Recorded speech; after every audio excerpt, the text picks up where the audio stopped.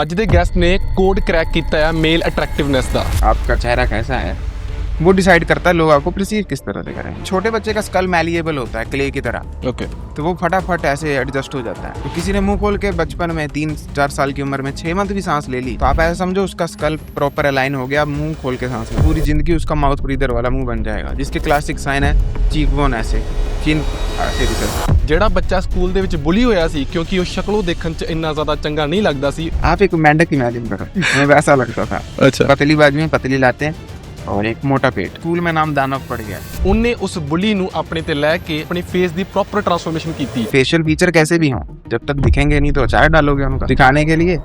Fitness ਹੋਰ ਇਹੋ ਜਿਹਾ ਕਿਹੜਾ ਮੈਥਡ ਆ ਜਿਹੜਾ ਵਾਕਈ ਵਰਕ ਕਰਦਾ ਹੈ? स्लीप, अपने आप नींद खुलनी चाहिए, नो अलार्म, कोई हिलाए ना। तीसरी चीज उसमें मैं ऐड करूंगा बल्किंग। ਲੱਖਾਂ ਲੋਕ ਸੋਸ਼ਲ ਮੀਡੀਆ ਤੇ ਉਹਦੇ ਨਾਲ ਜੁੜ ਗਏ ਐਂਡ ਉਹਦੇ ਤੋਂ ਸਿੱਖ ਕੇ ਉਹ ਵੀ ਆਪਣੇ ਲੁੱਕਸ ਨੂੰ ਮੈਕਸਿਮਾਈਜ਼ ਕਰਦੇ ਪਏ ਆ। जो भी दिखता है उसको बेटर करो, hair quality, skin quality, facial grooming और आपकी बॉडी। ਅੱਜ ਆਪਾਂ ਚੈਟ ਟੈਗ ਨਾਲ ਗੱਲ ਕਰਾਂਗੇ ਕਿ ਕਿਹੜੀਆਂ-ਕਿਹੜੀਆਂ ਚੀਜ਼ਾਂ ਸਾਡੇ ਲੁੱਕਸ ਨੂੰ ਵਾਕਈ ਇਨਹਾਂਸ ਕਰਦੀਆਂ ਨੇ। सबसे पहले तो डाइट है। एक्सरसाइज से ज्यादा बेनिफिट लाइफ में मुझे लाइफ चेंजिंग वॉकिंग से मिला है। ਕੀ ਕਰੀਏ ਆਪਾਂ ਆਪਣੀ ਸਕਿਨ ਕੁਆਲਿਟੀ ਨੂੰ ਇੰਪਰੂਵ ਕਰਨ ਵਾਸਤੇ? सबसे ज्यादा स्किन को एज फेस की सन ही करता है, तो उसमें सबसे इम्पोर्टेंट है। ਕਿਹੜੀਆਂ ਬਿਲਕੁਲ ਮਿਥਸ ਨੇ? वहाँ तो लाइन शुरू यहाँ से होती है कि आप पहले सबसे पहले तो करा लो फेस की सर्जरी, जिसमें से एक है बोन स्मैशिंग, लिटरली हथौड़े मारते हैं मुंह पे। ਕਿਹੜੇ ਸਪਲੀਮੈਂਟਸ, ਕਿਹੜੇ ਫੂਡ, एक तो कोलेजन है, ओमेगा 3। ਕਿਹੜੀ ਐਕਸਰਸਾਈਜ਼ ਵਾਕਈ ਸਾਡੀ ਲੁੱਕਸ ਨੂੰ ਮੈਕਸਿਮਾਈਜ਼ ਕਰਨ ਦੇ ਵਿੱਚ ਹੈਲਪ ਕਰਦੀ ਹੈ? मूविंग एक टंग का पोस्चर है। Teeth whitening, thumb pulling, getting tattoos, growing beard and ਸਭ ਤੋਂ ਇੰਪੋਰਟੈਂਟ ਸਵਾਲ, ਕੀ ਸਾਨੂੰ ਲੁੱਕਸ ਨੂੰ ਮੈਕਸਿਮਾਈਜ਼ ਕਰਨ ਦੀ ਲੋੜ ਹੈ ਵੀ ਜਾਂ ਨਹੀਂ? ਬਹੁਤ ਲੋਕ ਇਸ ਚੈਨਲ ਤੇ ਆਉਂਦੇ ਨੇ, ਇਸ ਚੈਨਲ ਦੀ ਵੀਡੀਓ ਨੂੰ ਲਾਈਕ ਵੀ ਕਰਦੇ ਨੇ, ਬਟ ਇਸ ਨੂੰ ਸਬਸਕ੍ਰਾਈਬ ਕਰਨਾ ਭੁੱਲ ਜਾਂਦੇ ਨੇ। ਅੱਜ ਆਪਾਂ ਇਹੋ ਜਿਹੇ ਫਿਟਨੈਸ ਸੈਲੀਬ੍ਰਿਟੀ ਦੇ ਨਾਲ ਜਾਂ ਫਿਰ ਐਥਲੀਟਸ ਦੇ ਨਾਲ, ਹਿਸਟੋਰੀਅਨਸ ਦੇ ਨਾਲ ਗੱਲਬਾਤ ਕਰ ਪਾਉਂਦੇ ਆ, ਕਿਉਂਕਿ ਚੈਨਲ ਵੱਡਾ ਹੋ ਰਿਹਾ ਆ ਤੇ ਉਹ ਵੱਡਾ ਹੁੰਦਾ ਹੈ ਤੁਹਾਡੀ ਸਬਸਕ੍ਰਿਪਸ਼ਨ ਦੇ ਨਾਲ। ਸੋ ਉਹ ਮੇਰੇ ਲਈ ਬਹੁਤ ਜ਼ਿਆਦਾ ਵੱਡਾ ਐਸਟ ਆ। ਜਿੱਦਾਂ ਜਿੱਦਾਂ ਤੁਸੀਂ ਇਹਨੂੰ ਸਬਸਕ੍ਰਾਈਬ ਕਰੋਗੇ, ਇਹਨੂੰ ਸ਼ੇਅਰ ਕਰੋਗੇ, ਇਹ ਚੈਨਲ ਵੱਡਾ ਹੋਏਗਾ ਤੇ ਇਹੋ ਜਿਹੇ ਲੋਕ, ਵਧੀਆ ਲੋਕ ਆ ਕੇ ਆਪਣੀ ਦਿਲ ਦੀਆਂ ਗੱਲਾਂ ਇੱਥੇ ਕਰ ਪਾਉਣਗੇ। सो ਤੁਹਾਡੀ सब्सक्रिप्शन इस चैनल की ग्रोथ लिए बहुत इंपॉर्टेंट है। अगर हम जिम में जाते हैं तो हमारा मकसद होता है कि हमारी बॉडी अच्छी बन जाए जी, लेकिन बहुत लोग जिम में जाते हैं बॉडी अच्छी बनाने, लेकिन बाद में स्टीरॉयड अब्यूजर बन जाते हैं। सो हमें लाइन का नहीं पता चलता कि लाइन कहाँ पर थी जहाँ पर हमने रुकना था। सेम एक टीनेजर है जिसको पता ही नहीं था कि उसका ये बदसूरत चेहरा जो लोग उसको बताते हैं कि वो अच्छा हो सकता है, फिर वो स्टार्ट किया उसने आपका कंटेंट देखना, अभी उसको लाइन नहीं पता चल रही कि रुकना कहाँ पर है। सो वो कैसे डिफाइन करते हैं? अब देखो, अगर वो मेरा कंटेंट देख रहा है तो उसे पता है लाइन का रुकने का क्या मतलब है, कि जब स्किन बढ़िया हो गई, बॉडी फैट लो हो गई, ग्रूमिंग अच्छी हो गई फेस की। पर जो किसी और का देख रहा है तो वहाँ पे तो लाइन आप पूछो मत खत्म कहाँ होती है। वहाँ तो लाइन शुरू यहाँ से होती है कि आप पहले सबसे पहले तो करा लो फेस की सर्जरी। या इसका भी एक एक्सट्रीम आपको पता नहीं होगा, वो ये है कि अगर आपकी हाइट कम है या आपको लगता है आपका फेस अच्छा नहीं है, या मान लो आपके 32 के 32 दांत नहीं है, क्योंकि वो पैलेट का सिग्निफिकेंस है, तो आप शादी मत करो, आप ऑफ स्प्रिंग मत पैदा करो।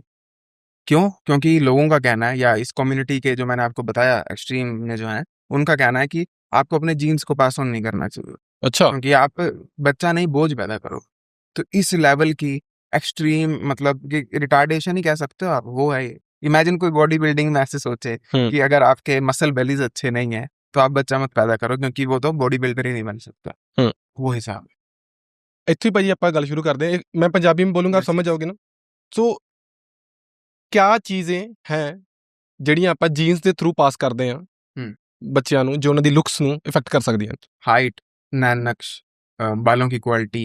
उसके बाद एक और चीज है जिसकी बात नहीं होती, वो है, मेरे को ऐसा लगता है, IQ। ओके, मतलब आप कितने शार्प हैं। जैसे ये मैंने पैटर्न नोटिस किया, और आई थिंक इसकी रिसर्च पेपर भी होगी, पर ऑन द स्पॉट नहीं आ रही जी, कि कि पेरेंट्स अगर बहुत ज्यादा स्मार्ट होते हैं तो यूजुअली बच्चा भी IQ में ज्यादा स्मार्ट होता है। तो ये कुछ चीजें हैं, उसमें से आपको वो पता ही होगा कि जैसे डायबिटीज वगैरह भी आ जाता है, तो वो भी इनहेरिट होता है कि आपकी बीमारियां किस तरह की हैं, हेल्थ भी आ जाता है, तो ये सब पास ऑन होता है।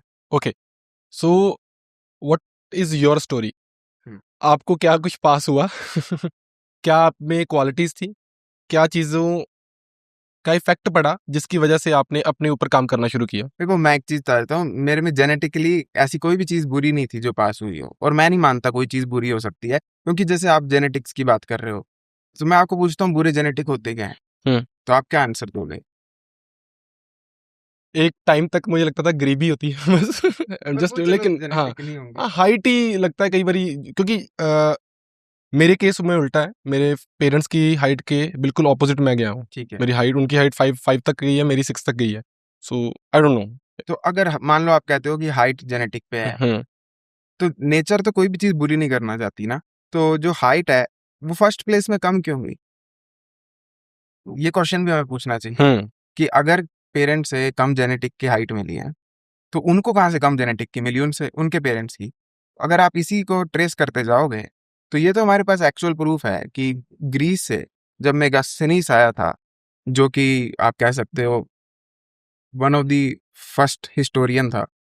अब मैं मेगास्थनीज जब कह रहा हूँ तो वो उस टाइम आया था जब अलेक्जेंडर वगैरह थे, तो वो गया था बिहार था। हम्म गेस व्हाट उसने क्या लिखा कि इंडियंस एक्सेप्शनली टॉल हैं एंड ब्रॉड हैं। ओके तो अब कई लोग कहते हैं कि वो सिर्फ पंजाब तक आया, तो पंजाब में आज भी लंबे हैं, बट वो बिहार तक गया था।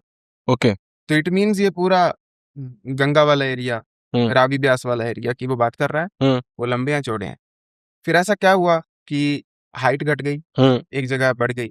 अपने आप तो जेनेटिक रातों रात चेंज नहीं हुआ। हम्म तो अगर आप हिस्ट्री देखते हो लास्ट 2000 साल की, तो आपको दिखेगा कि फैमिन्स हुई, हम्म उसके बाद एट्रोसिटीज हुई, क्या क्या हुआ वो आपको पता है पूरी हिस्ट्री में। हम्म तो वो उन चीजों ने जेनेटिक्स को इम्पैक्ट किया। सॉरी भाई, मुझे दोनों टर्म्स अगर किसी बिल्कुल नए बंदे को समझानी हो तो सिंपली कैसे समझा सकता हूँ? कौन सी दोनों? फेमिनिज्म। भूखमरी, अच्छा। जिसमें खाना नहीं मिला, हम्म और एट्रोसिटीज जैसे कि लोगों की जिंदगी हार्ड थी। तो हम्म जब आपकी जिंदगी हार्ड हो जाएगी, आपके लिए प्रोटीन को लेट करना लीस्ट ऑफ द प्रायोरिटी है, हम्म अच्छी स्लीप लेना लीस्ट ऑफ द प्रायोरिटी है, हम्म और बॉडी का काम है सरवाइव करना। हम्म तो आज जिसको बैड जेनेटिक कहा जाता है, जैसे मेरे को यहाँ पे बेली है, तो हम्म इसे south Asian skinny fat genetic कहा जाता है। हम्म हम इसे बुरा समझते हैं, हम्म बट लॉजिकली इस लैंड में जो हुआ है हम्म लास्ट 2-3 हजार सालों में, उस हिसाब से ये हमारा सर्वाइवल मैकेनिज्म है कि बॉडी उस तरह से ढल गई कि कार्ब बेस्ड डाइट में भी फंक्शन कर पाए। हम्म पर एस्थेटिकली वो बुरा बन गया। पर लेकिन जो हुआ है हमारे समाज में, जो हमारे पूर्वजों को डाइट मिली है, हम्म उसने आज इम्पैक्ट कर दिया। अब बात जैसे इसमें प्रोटीन की आती है कि इंडियंस प्रोटीन नहीं खाते, पर कोई ये नहीं पूछता क्यों नहीं खाते। हम्म अब आप देखो, एक टाइम ऐसा था जब लोगों को लाइफ की पड़ी थी।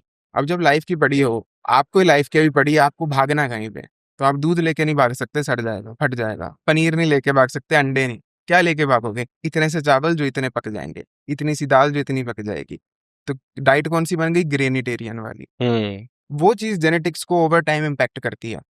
मैं अगर अच्छा नहीं खाऊंगा, तो मेरी मानसिकता अच्छी नहीं होगी, मेरी डाइट को लेकर रिश्ता खराब होगा। ऑब्वियसली मैं अपने बच्चे को अच्छा नहीं खिलाऊंगा, फिर वो अपने बच्चे को नहीं, अपने बच्चे को नहीं। ओवर टाइम मेरी जो आज हाइट है, 10 जनरेशन में हो सकता है वो पहुंच जाए 170 सेंटीमीटर, 10 सेंटीमीटर, पटाख खत्म। उसके बाद और कम हो जाए। तो जिसको हम कहते हैं कि बुरे जेनेटिक अच्छे जेनेटिक हैं, उसकी कोई सेंस नहीं बनती है, क्योंकि जेनेटिक बुरे अच्छे हो ही नहीं सकते हैं। जेनेटिक होते हैं रिस्पॉन्स टू द स्टिमुलाई, कि हम कैसा खा रहे हैं, कैसा जी रहे हैं, और बॉडी उसी तरह ढलती जाती है। जैसे वो पोलर बेयर, ब्राउन बेयर का है हम्म कि बेयर गलती से पोलर हो गया पैदा, पर पोलर ज्यादा सर्वाइव लगा करने वाइट बैकग्राउंड के एरिया में, उसके ज्यादा ऑफस्प्रिंग हुए। तो आज ग्लेशियर्स में पोलर बेयर है और ब्राउन बेयर नहीं है, क्योंकि वो कैमोफ्लॉज हो जाते थे, छुप जाते थे बस। बड़ा नया पर्सपेक्टिव मिला भाजी। ओके, अभी आपने बताया कि बोन स्मैशिंग एक ऐसा टूल है अपने लुक्स को मैक्सिमाइज करने के लिए जो कि रिलायबल नहीं है, टूल जिसका नहीं है, टूल ही स्कैम। नहीं है, स्कैम है। ओके, स्कैम है। सो बहुत लोग ऐसे हैं जिनको इसका ही नहीं पता कि क्या होता है लुक्स मैक्सिमाइजिंग। अगर कोई बंदा आज 18 साल का है, आपके जो व्यूअर्स हैं वो तो इससे भी कम एज के हैं, उसको आज फर्स्ट टाइम पता चलना हो क्या है ये, क्योंकि पंजाब की ऑडियंस को तो मुझे लगता है मेरे चैनल में तो लोग हैं कि ये कौन से टॉपिक पे बात कर रहा है आज। लेकिन ਜਦੋਂ ਮੈਂ ਤੁਹਾਡੀ ਰਿਸਰਚ ਕਰਦਾ ਪਿਆ ਸੀਗਾ ਉਦੋਂ ਮੈਨੂੰ ਬਹੁਤ ਕੁਝ ਸਿੱਖਣ ਨੂੰ ਮਿਲਿਆ।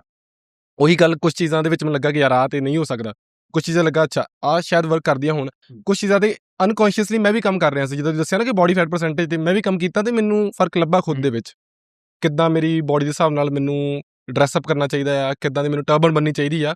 ਇਹ ਮੈਂ ਹੌਲੀ ਹੌਲੀ ਜਿੱਦਾਂ ਕੁਝ ਪਰਸਨੈਲਿਟੀ ਉੱਤੇ ਪੋਡਕਾਸਟ ਕੀਤੇ ਉੱਥੋਂ ਪਤਾ ਲੱਗਾ। ਸੋ ਬਟ ਇਹ ਨਹੀਂ ਪਤਾ ਸੀਗਾ ਕਿ ਇਹ ਇੱਕ ਸੈਪਰੇਟ ਟੌਪਿਕ ਆ। ਸੋ ਜੇ ਕੋਈ ਬੰਦਾ ਅੱਜ ਤੁਹਾਨੂੰ ਸੁਣਦਾ ਪਿਆ ਆ, ਉਹਨੂੰ ਆਪਾਂ ਸਮਝਾਉਣਾ ਹੈ ਲੁਕਸ ਮੈਕਸਿਮਾਈਜ਼ਿੰਗ ਹੈ ਕੀ ਆ, ਤੇ ਆਪਾਂ ਉਹਨੂੰ ਕਿੱਥੋਂ ਸ਼ੁਰੂ ਕਰ ਸਕਦੇ ਹਾਂ? मैं सिर्फ अभी अपना बता रहा हूँ, मेरे लिए लुक्स मैक्सिंग क्या है। जी। ये एक ब्रांडिंग टर्म है, ओके। पैकेजिंग टर्म है। जैसे किसी बिस्कुट के पैकेट पे लिखा होता है कि हम्म। ये आटा बिस्कुट है अच्छा। है बिस्कुट ही, हम्म। थोड़ा सा एक्स्ट्रा आटा है। हम्म। वैसे मेरे हिसाब से अगर लुक्स मैक्सिंग टर्म नहीं है तो ये फिटनेस है। पर अच्छा। आज के टाइम पे हम्म। फिटनेस का कितना कंटेंट बनता है, वहाँ डिफरेंट कैसे दिखा जाए, hmm. Make it looks maxing. तो मेरे लिए ये एक ब्रांडिंग टर्म है। ओके। मैं जो कंटेंट बनाता हूँ लुक्स मैक्सिंग का, मैं वो वाला बताता ही नहीं जिसमें बोन स्मैशिंग आ रहा है, सेल्फ हेट्रेड आ रहा है, दूसरों को जलील करना आ रहा है, कि सब फाइव है। ये टर्म पता है आपको? नहीं भाजी। तो ये टर्म क्या है बेसिकली, आप कैसे बताओ, जैसे 10 में से कुछ रेटिंग है, सब फाइव मतलब जो 5 से नीचे आते हैं, अच्छा। तो ये जलील करना ही है। हम्म। इमेजिन कोई बॉडी बिल्डर का है, ये सब फाइव जेनेटिक है, हम्म। इसके मसल बेली अच्छे नहीं है, हम्म। वो हिसाब है ये। अच्छा। तो मेरा वो वाला कंटेंट नहीं है, हम्म। पर सैडली लुक्स मैक्सिंग में ये भी आता है। ओके। तो just to make it unique, hmm. बता मैं भी बोल रहा हूँ जो आप बताओगे, hmm. Body fat low, muscle building, high protein, ये लो, स्लीप अच्छी करो। हाँ स्लीप अच्छी करो, बट पैकेजिंग डिफरेंट है, ओके। और वो बस एक ब्रांडिंग की टर्म है। ਲੇਕਿਨ ਮੈਂ ਤੁਹਾਡੇ ਪੁਰਾਣੇ ਵਲੌਗ ਦੇਖਦਾ ਪਿਆ ਸੀਗਾ ਤਾਂ ਤੁਸੀਂ ਕੁਝ ਐਕਸਰਸਾਈਜ਼ ਕਰਦੇ ਸੀਗੇ ਆਪਣੇ ਬੋਡੀ ਪੋਸਚਰ ਨੂੰ ਠੀਕ ਕਰਨ ਵਾਸਤੇ, ਆਪਣੀ ਆਈਬ੍ਰੋਸ ਨੂੰ ਲਿਫਟ ਕਰਨ ਵਾਸਤੇ, ਆਪਣੇ ਪੈਲੇਟ ਵਾਸਤੇ, ਹਨਾ? ਉਹਦੇ ਬਾਰੇ ਮੈਂ ਗੱਲ ਕਰਦਾ ਹਾਂ ਕਿ ਇਹ ਆਪਾਂ ਬੋਡੀ ਬਿਲਡਿੰਗ 'ਚ ਨਹੀਂ ਸਿੱਖੀਦਾ। ਇਹ ਸਾਡੀ ਮਸਲ ਅਪ, ਫੈਟ ਲਾਸ ਦੇ ਵਿੱਚ ਨਹੀਂ ਆਉਂਦਾ। ਉਹ ਕਿਹੜੀ ਯੂਨੀਕਨੈਸ ਆ ਤੁਹਾਡੇ ਕੰਟੈਂਟ ਦੇ ਵਿੱਚ ਜੋ ਇਹਦੇ ਵਿੱਚ ਕਵਰ ਨਹੀਂ ਹੁੰਦੀ? ये बायोमैकेनिक्स के उसमें आता है कि जैसे पोस्चर है, हम्म। अब ये बॉडी बिल्डर फॉलो नहीं करते अगर, या इस पे कंटेंट नहीं बनता, इसका मतलब ये नहीं है बॉडी बिल्डिंग में नहीं आता। क्योंकि जैसे जो पोजिंग सीख रहे हैं बॉडी बिल्डर्स, उनको पोस्चर सिखाया जाता है कि आपकी एंटीरियर पेल्विक टिल्ट नहीं होनी चाहिए, राउंडेड शोल्डर नहीं होने चाहिए। और रही बात ये एक्सरसाइजेस की, जैसे जो आपने बात की, वो कभी फेस का स्ट्रक्चर बदलने को नहीं है। अच्छा। That can't change. वो है डीप लोड के लिए। लाइक जैसे हम सुबह सो के उठते हैं और रात को जो होता है फेस में जमीन आसमान का फर्क है, तो वो जो रात की लुक है उसे सुबह अचीव करने के लिए ये चीजें, अच्छा। इवन इफ ये वर्क करती भी हैं तो 15-16 साल के आदमी पे, क्योंकि उसके स्कल में सर्टर्स होते हैं। अच्छा। तो सर्टर्स होता है बेसिकली दरारें होती हैं स्कल में, जो खुली होती हैं, विद एज वो जुड़ जाती हैं। तो जिसके सर्टर ओपन है जैसे टीनेजर, इसीलिए उनको तार लगती है, अडल्ट को नहीं लगती। तो अगर एक टीनेजर जो है वो अच्छा ओरल पोस्चर मेंटेन करता है, लाइक टंग अपर होनी चाहिए, माउथ ब्रीदिंग नहीं होनी चाहिए, तो उसके स्कल की शेप उसके जेनेटिक में जैसी है बेस्ट हो सकती, वो उसको अचीव कर पाता है। आपने अभी एक टर्म बोली माउथ ब्रीदिंग, इसके ऊपर मैंने बड़े लंबे लंबे पॉडकास्ट देखे थे एंड्रयू हुबरमैन के, लेकिन वो थी अबाउट द ब्रेन, ज़्यादा स्ट्रक्चर की बात हुई थी, लेकिन मेरा इंटरेस्ट नहीं गया। मुझे लगा यार ये तो मेरे काम की चीज़ नहीं है। मैंने ब्रेन के ऊपर एक्सरसाइज में हम कैसे अपनी मसल्स को जल्दी रिलैक्स कर सकते हैं, कैसे हम अच्छा परफॉर्म कर सकते हैं, मैंने उसी कॉन्सेप्ट में माउथ ब्रीदिंग और नोज ब्रीदिंग का डिफरेंस को देखा। आज हम इस टॉपिक पे थोड़ा डीप बात करते हैं कि क्या होता है अगर कोई बंदा माउथ ब्रीदर है और कैसे पता चलता है। माउथ ब्रीदर का देख के पता लगता है माउथ ब्रीदर है, ठीक है। दूसरा, माउथ ब्रीदर को आप ऐसे नहीं बोल सकते यार मुंह से तो सांस ले रहा है, बंद कर, मत ले। ये वो बात हुई कि आप किसी जो चल नहीं पा रहा उसे बोल रहे हो बस पैर तो रखने आगे चल। जो माउथ ब्रीदिंग कर रहा है उसकी भी रीजन है क्यों कर रहा है, उसके एयरवेज नैरो है, तो यहाँ पे मतलब टनल समझ लो अंदर होती है, उससे सांस जाती है। तो किसी की बिल्कुल नैरो होगी तो नया सांस नहीं जाती, तो उसे इसे नीचे करके ये एरिया ओपन करके सांस लेनी पड़ती है। अब ये टनल क्यों नैरो है, ये क्वेश्चन उठता है बचपन की आदतों की वजह से। प्लास्टिक के टॉयज चूसना, अंगूठा चूसना, या बचपन से मुंह खोल के सांस लेना, या कोई 3 साल का बच्चा है, एक बार नाक खराब हुआ, मुंह खोल के सांस ली, नाक ठीक हो गया, फिर भी मुंह खोल के सांस ले रहा है। तो ये छोटे बच्चे का स्कल मैलिएबल होता है क्ले की तरह। ओके। तो वो फटाफट ऐसे एडजस्ट हो जाता है। तो किसी ने मुंह खोल के बचपन में 3-4 साल की उम्र में 6 मंथ भी सांस ले ली, तो आप ऐसा समझो उसका स्कल प्रॉपर अलाइन हो गया, अब मुंह खोल के सांस लेनी है। बस पूरी जिंदगी उसका माउथ ब्रीदर वाला मुंह बन जाएगा, जिसके क्लासिक साइन है चीक बोन ऐसे, चिन ऐसे रिसर्च। मतलब आप अगर मुंह खोलते हो अपना तो जो फेस बन रहा है वैसा ही फेस एक्चुअल बन जाता है। ओके। उनकी आवाज भी ऐसी हो जाती है, ये लैरिंग्स पूरा नीचे को हो जाता है। तो इसके बहुत कॉम्प्लिकेशन है। बीमारियों वाले भी आपको पता नाक फिल्टर करता है, जर्म्स वगैरह, वो भी नहीं हो पाता। तो ये बहुत बच्चे करते हैं। मतलब मैं तो ये कहूंगा अगर आपको किसी बच्चे से दुश्मनी निकालनी है, ये खूबसूरत नहीं बनना चाहिए, उसको अंगूठा चूसने की आदत लगा दो, उसके दांत ऊपर को आ जाएंगे, लोअर जो रिसेस हो जाएगी। ओके। और जो मैंने पढ़ा था उसमें था कि वो मेंटली भी इतना ज़्यादा अच्छा परफॉर्म नहीं कर पाएगा, क्योंकि ऑक्सीजन का लेवल जो है वो दिमाग तक उतना नहीं पहुंचेगा जो हम एग्जैक्टली वो भी नोज के थ्रू। या वो भी होगा। और वो आईक्यू वाली जो बात थी वो भी आंखों में भी होता है बहुत बहुत ज्यादा। मतलब हम ना बॉडी को ऐसे एक एक भाग में डिवाइड करते हैं। हर आदमी की आदत है, मेरे हाथ में दिक्कत है, पर वो सिर्फ हाथ में नहीं, बॉडी पूरा एक ऑर्गन होता है, तो वो पूरी बाजू में जाती है दिक्कत। वैसे ही अगर मुंह सांस ले रहे हो दिमाग तक जाती है। जैसे आप चेस्ट ट्रेन कर रहे हो तो ट्राइसेप भी हो जाता है, शोल्डर भी। वो कहने की बात है सिर्फ चेस्ट ट्रेन, मसल तो एक्टिवेट हो रहा है। तो बॉडी पूरी एक है, पूरी एक। पेट खराब होता है तो दिमाग में दिक्कत होती है। वैसे ही माउथ ब्रीदिंग बहुत मतलब सीरियस इशू है, इसके बारे में बताना चाहिए स्कूलों में कि मुंह से सांस मत लो। और जो लोग अभी बहुत एज हो चुके हैं, जो साडी उम्र तक पहुंच चुके हैं, ਤੇ ਜਿਹੜੇ ਖਰਾਟੇ ਮਾਰਦੇ ਆ ਉਹ ਵੀ ਕਿਤੇ ਨਾ ਕਿਤੇ ਇਹਦੇ ਨਾਲ ਲਿੰਕਡ ਆ ਤੁਹਾਡੀ ਰਿਸਰਚ ਦੇ ਹਿਸਾਬ ਨਾਲ? वो देखो वो अलग है। अच्छा। उनका क्या होता है, जैसे नेक में उन्हें थिकनेस हो मान लो, तो उन्हें स्लीप एपनिया हो जाता है, तो ऐसे हो जाती है, तो ये रिसर्च हो गया, फिर मुंह खुल जाता है सांस लेने को। अब सांस तो लेनी है, तो फिर वो लेकिन यही हैबिट डेवलप ਹੁੰਦੀ ਹੁੰਦੀ ਅੱਗੇ ਜਾ ਕੇ ਜ਼ਿਆਦਾ ਵੱਡਾ ਕੰਟਰੀਬਿਊਟ ਕਰ ਸਕਦੀ ਹੈ ਕਿ ਨਹੀਂ, ਉਹ ਇਹ ਤੋਂ ਅਲੱਗ ਆ? वो भी कर सकती है। मतलब देखो, अगर किसी मेरे पापा कराटे मारते हैं तो वो 60 के हैं, तो अगर वो ऐसे ही कराटे मारते रहेंगे तो ओवर टाइम उनको सांस लेने में दिक्कत होगी, वो नॉर्मल है। क्योंकि सोना बंदे ने 8-7 घंटे है, तो 7 घंटे मुंह से सांस ले रहा है, दैट इज नॉट नॉर्मल। फिर किद्दां बने कोई माउथ ब्रीदर तू नोज ब्रीदर? ये बहुत टाइम लगता है। मेरे को माउथ ब्रीदिंग की आदत थी। अच्छा। मेरे से म्यूइंग नहीं होती थी। म्यूइंग पता है आपको? नहीं जैसे भाजी। मैं चलो सबको बताता हूँ, म्यूइंग एक टंग का पोस्चर है। आपकी अभी टंग कहाँ रेस्ट कर रही है? रेस्ट कर रही? हाँ, कहाँ पे कर रही है? नीचे कर रही है। हमेशा नीचे करती है, ऊपर करती होगी ऊपर ऊपर ऊपर क्योंकि ऊपर आपका फेस देख के पता लग रहा है आपकी टंग ऊपर करती है। ऊपर कर रही है, हाँ। वो एक गुड पोस्चर है। जिनका भी फेस ठीक लगता है दिखने में, उनका ऊपर ही करती है रेस्ट, क्योंकि ये नेचुरल पोस्चर है। बड़े लोग बोलते हैं कि तू उसको देख, सेलिब्रिटी को देख, वो म्यूइंग करता होगा। वो करता है, बचपन से करता है। अच्छा, अनकॉन्शियसली कर रहा है? अनकॉन्शियसली, वो नेचुरल है। उसने कभी अंगूठा नहीं चूसा तो वो करता है। जो माउथ ब्रीदर है वो म्यूइंग नहीं कर सकता। अच्छा। क्योंकि अगर आप म्यूइंग करते हो तो आप मुंह से सांस नहीं ले सकते। टंग ऊपर लगा के मैं मुंह से सांस नहीं ले सकता, नाक से ही लेनी पड़ेगी। तो फिर ऑटोमेटिकली क्या होता है, जो आदमी म्यूइंग नहीं करता वो मुंह से सांस लेता है। ओके। तो देख रहे हो आप पैरेलल, यही मैंने कहा था कि बॉडी पूरी कनेक्टेड है। जब मुंह से सांस ले रहे हो तो साथ में 150 चीजें और हो रही हैं। टंग रेस्ट नहीं कर रही सही जगह, पैलेट चौड़ा नहीं होगा, 32 दांत नहीं आएंगे, एक्सेट्रा एक्सेट्रा, ये सब हो। तो मैंने देखा था वो एस्टन हॉल है, वो यहाँ पर एलेक्स हॉर्मोजी भी है, वो यहाँ पर कुछ लगा के रखते हैं, नासा खुलियां रहती है उन्होंने। तो मुझे लगा अच्छा, ये पहले तो लगा कि ये शायद कुछ शो ऑफ का ट्रेंड है कि लाइक वी आर ब्रोज। बाद में धीरे धीरे पता लगा कि नहीं यार, ये भी कुछ सांस को अच्छी तरह से लेने का एक मेथड है। ये उनके लिए करेगा ना वर्क जिनके डेविएटेड सेप्टम है, मतलब नाक टेढ़ा है, तो एक नॉस्ट्रिल बंद है तो वो दोनों खोल देता है। पर किसी के, जैसे मैंने कहा, एयरवेज रिसेस्ड है और वो मुंह से सांस ले रहा है बचपन से, उसको आप ऐसे 5 मिनट में नहीं बोल सकते नाक से ले। ओके, उसका क्या स्टेप बाय स्टेप ब्रेकडाउन होगा? प्रैक्टिस, जैसे मैंने कहा, मेरे को मैं पहले करता था तो मुझे 2 साल लगे म्यूइंग को डेवलप करने में। अच्छा। वंस यू डेवलप म्यूइंग तो बेसिकली मतलब ये आपके एयरवेज खुल जाते हैं, पैलेट वाइड हो जाता है। ओके। बट फिर कह रहा हूँ, ये आपकी उम्र का आदमी नहीं कर सकता। अच्छा। ये टीनेज है।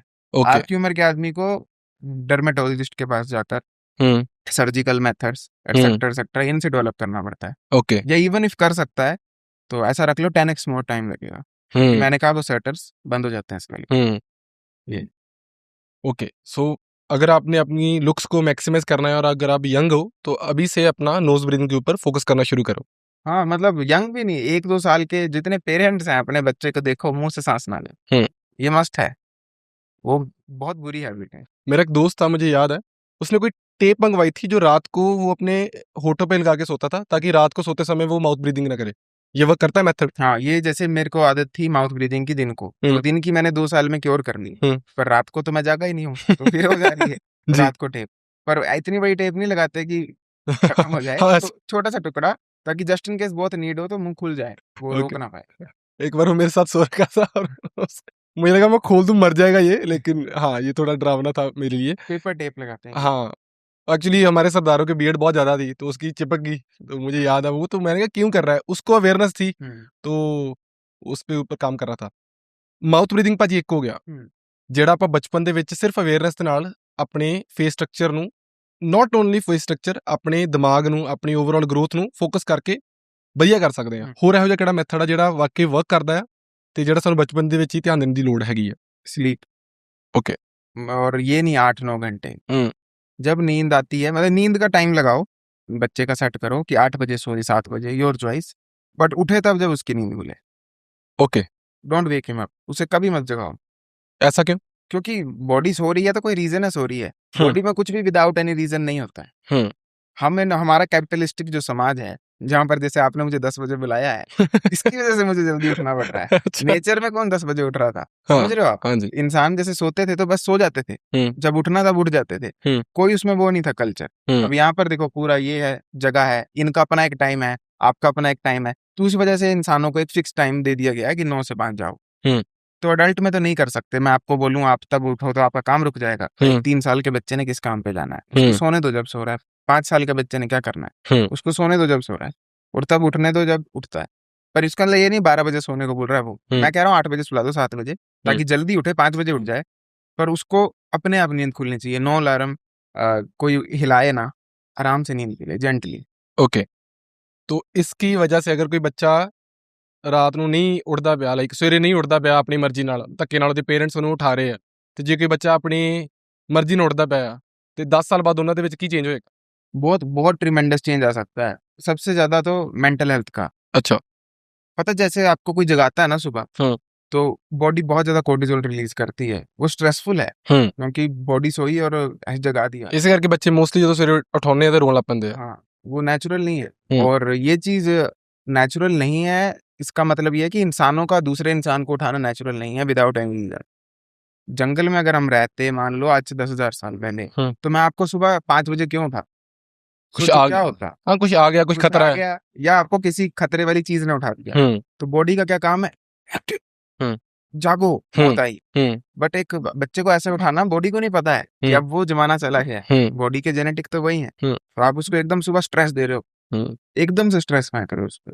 मॉडर्न लाइफ में ऐसे ਉਲਟਾ ਪੜ ਰਿਹਾ ਹੈ ਕਿ ਆਪਾਂ ਰਾਤ ਨੂੰ ਲੇਟ ਸੌ ਰਹੇ ਹਾਂ ਕਿਉਂਕਿ ਸਾਨੂੰ ਜਿਹੜੇ ਵੀ ਸਟਿਮੂਲਸ ਨੇ ਉਹ ਸਕਰੀਨ ਹੋ ਗਈ ਜਾਂ ਫਿਰ ਬਾਹਰ ਦਾ ਮਾਹੌਲ ਹੋ ਗਿਆ, ਸਾਨੂੰ ਉਹ ਸੌਣ ਨਹੀਂ ਦੇ ਰਿਹਾ, ਤੇ ਸਵੇਰੇ ਸਾਡੇ ਕੰਮ ਆ ਉਹ ਸਾਨੂੰ ਸੌਣ ਨਹੀਂ ਦੇ ਰਹੇ।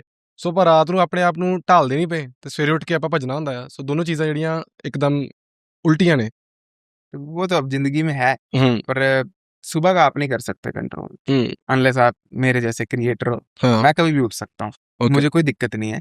पर एक जॉब वाला आदमी वो कैसे करेगा? तो उसको जल्दी ही सोना पड़ेगा, हूँ, और कोई सॉल्यूशन नहीं है। इट इज़ लाइक कि आपको अगर बॉडी फैट लूज़ करनी है तो कैलोरी गिननी ही पड़ेगी। हूँ, तो ये सोच के फ़ायदा नहीं कि इट इज़ हार्ड या ईज़ी, चॉइस है। हूँ, मेरा काम है सॉल्यूशन देना, हूँ। दूसरा करे ना करे फॉलो, कुछ नहीं है। ਆਯੁਸ਼, ਮੈਨੂੰ ਤਾਂ ਆਪਣੇ ਬਾਰੇ ਦੱਸੋ ਕਿ ਤੁਹਾਨੂੰ ਕਿਉਂ ਲੱਗਾ ਕਿ ਤੁਸੀਂ ਕਿਉਂ ਰਿਸਰਚ ਕਰਨੀ ਸ਼ੁਰੂ ਕੀਤੀ ਇਸ ਟੌਪਿਕ ਦੇ ਉੱਤੇ? मेरे को ना एक वीडियो आई थी जब मैं 13 साल का था। अच्छा। वीडियो में था विच स्कल वर्सेस एंजल स्कल, विच चुड़ैल, एंजल परी। आप डालना फ़ोटो पॉडकास्ट, हुँ, ठीक है? तो वो फ़ोटो जो थी मैं ऐसे देख के हैरान हो गया, थंबनेल। इधर एक लड़की थी, उसका फेस देख के विच लग रहा था, इधर थी एंजल लग रहा था। ये क्या? वो वीडियो खोली तो उसमें बताया कि आपकी फेशियल प्रोपोर्शंस जो हैं, आपका चेहरा कैसा है, वो डिसाइड करता है लोग आपको परसीव किस तरह से करेंगे। ओके। वो आपने भी किया, मैंने भी किया। किसी की शक्ल देख के सोचना ये गुस्सा वाला आदमी है, हाँ। असली में जेंटल हो चाहे, या हुँ, किसी की शक्ल देख के सोचना ये प्यारा आदमी होगा, पर हुँ, असली में खुशको, तो हुँ, किसको नहीं पता। हुँ, तो ये हम सबकॉन्शियसली करते हैं। वहाँ से मैंने देखा कि अच्छा फेस का ये इम्पैक्ट है। अब लकीली देखो मैं वही कह रहा था, ये एक पेड़ है। इस पेड़ को हम कह सकते हैं लाइफ मैक्सिम, ठीक है? हुँ, इसी में फिटनेस आता है, इसी में लुक्स मैक्सिम, सब इसमें आता है, स्लीप वगैरह सब। हुँ, तो मैं इस पेड़ की एक टॉप ब्रांच में घुसा, विच स्कल, एंजल स्कल, वहाँ से पहुँच कहाँ गया फिटनेस में। जब पता अच्छा। लगा कि फेशियल फीचर कैसे भी हों, जब तक दिखेंगे नहीं तो अचार डालोगे उनका, तो दिखाने के लिए फिटनेस। तो ये एक ਫੈਟ ਲੂਜ਼ ਕਰਨੀ ਪੜੇਗੀ। हाँ। ਓਕੇ। 13 ਸਾਲ ਕੇ ਜਦੋਂ ਤੁਸੀਂ ਵੀਡੀਓ ਦੇਖੀ ਸੀਗੀ, ਤੁਸੀਂ ਖੁਦ ਕਿੱਦਾਂ ਦੇ ਲੱਗਦੇ ਸੀਗੇ? ਕੀ ਕੰਡੀਸ਼ਨ ਸੀ ਆਪਣੀ ਬੋਡੀ ਦੀ? ਕੀ ਹੋ ਰਿਹਾ ਸੀ ਤੁਹਾਡੇ ਨਾਲ ਉਦੋਂ ਜ਼ਿੰਦਗੀ 'ਚ? आप एक मेंढक इमेजिन करो। मैं वैसा लगता था। अच्छा, पतली बाजू में पतली लातें और एक मोटा पेट। अच्छा। अच्छा ये मेरे लिए यूनिक नहीं था, हुँ, फैमिली में सबका ऐसा हाल। Not a single ripped person, मतलब कुछ आपने देखे होंगे, हुँ, हर गाँव शहर में ऐसे लड़के होते हैं, उनकी डाइट आपके जैसी होगी, नेचुरली एब्स हैं, हुँ, कुछ डिफरेंट नहीं करते, जेनेटिकली वैसे, हुँ, हुँ, मेटाबॉलिज्म कह लो जो कह लो। हुँ, मैं वैसा नहीं था। हुँ, ना मेरे फादर, ना मेरे ताया, कोई हुँ, फैमिली में ऐसा नहीं। हुँ, सबकी बॉडी एग्जैक्ट मेरी तरह कॉपी पेस्ट। हुँ, तो मुझको ये तो पता था कि मुझको ऐसा नहीं दिखना, पर ये नहीं पता था ऐसा कैसे नहीं दिखना। हुँ, तब का कंटेंट यूट्यूब पे था, अगर ये फैट हटाना चाहते हो सुबह नींबू निचोड़ो पानी में, हाँ, अजवाइन डालो पी जाओ। हुँ, ये सब किया, कुछ नहीं हुआ। कंटेंट था फेस फैट हटानी है तो च्युइंगम चबाओ, ये भी वर्क नहीं किया, स्पॉट रिडक्शन हो नहीं सकती। वैसे वर्क करता है ये च्युइंगम? क्योंकि मैंने भी बहुत सुना है। ये 2 मसल है, इनको इंप्रूव करता है, तो उसका मतलब ये नहीं है ना फैट घट जाए। ओके, ये वही बात हुई, एब्स बनाने, एब्स की ट्रेनिंग करो, पर फैट नहीं जाएगी, दिखेंगे कैसे? Got it. तो इस तरह का बड़े-बड़े क्रिएटर बनाते थे बाइक के मामले, कोई कैलोरी डेफिसिट की बात नहीं करता था, कुछ नहीं। तो मुझे पता नहीं था करना क्या है, तो एज़ यूजुअल घर पे पूछा, मैंने बोला मेरे को अगर फैट लूज़ करनी है, मतलब एब्स चाहिए, सलमान खान जैसे या किसी जैसे, तो क्या करना? तो उनका आंसर आया बॉइल्ड खाना खाना पड़ेगा। हाँ।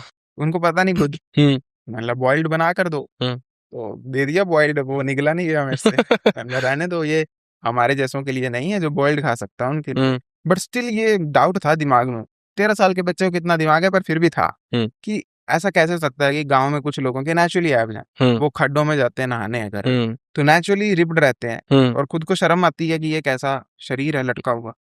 तो उनमें क्या अलग है, मेरे में क्या अलग है? उन्हें भी नहीं पता उनके एब्स कैसे हैं, और किस्मत देखो इंडिया में जिसके एब्स आ जाते हैं उसको खुद पता नहीं होता एब्स कैसा है, पर बताता सबको है जी। कि मैंने ये किया वो किया, क्योंकि उसको बचपन से प्रेज मिली है कि तेरा शरीर अच्छा है, तो वो भी सबको ज्ञान बांटता है। कहीं से ढंग का ज्ञान नहीं मिला, फिर वेस्टर्न क्रिएटर से मिला ओके। कि कैलोरी डेफिसिट होती है, इंटरमिटेंट फास्टिंग होती है। अच्छा।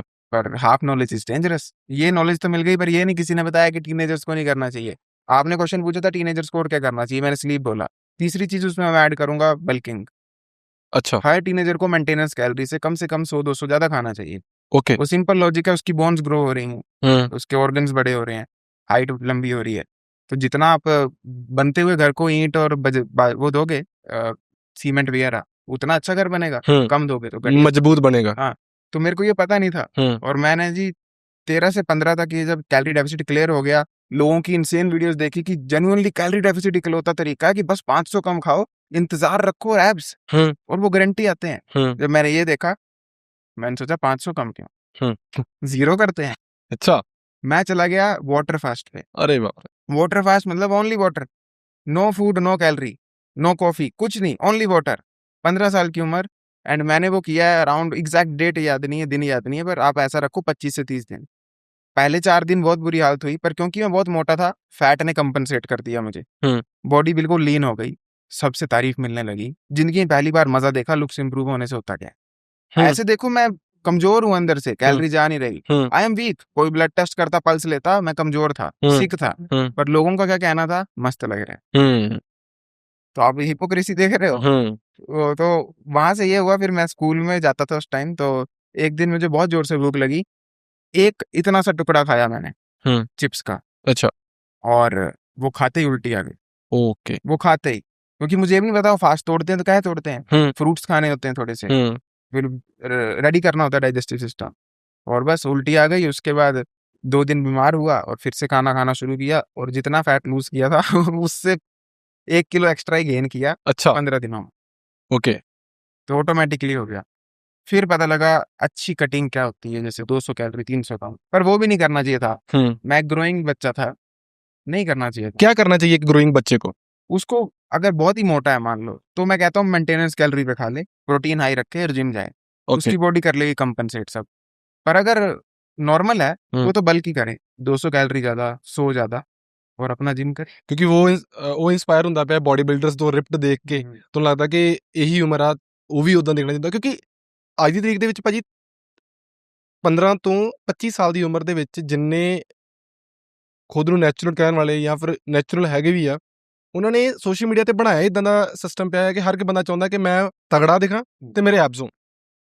सही बात है, पर आज की जनरेशन में तगड़ा दिखने का कंसेप्ट कम हो गया। उनका है एब्स।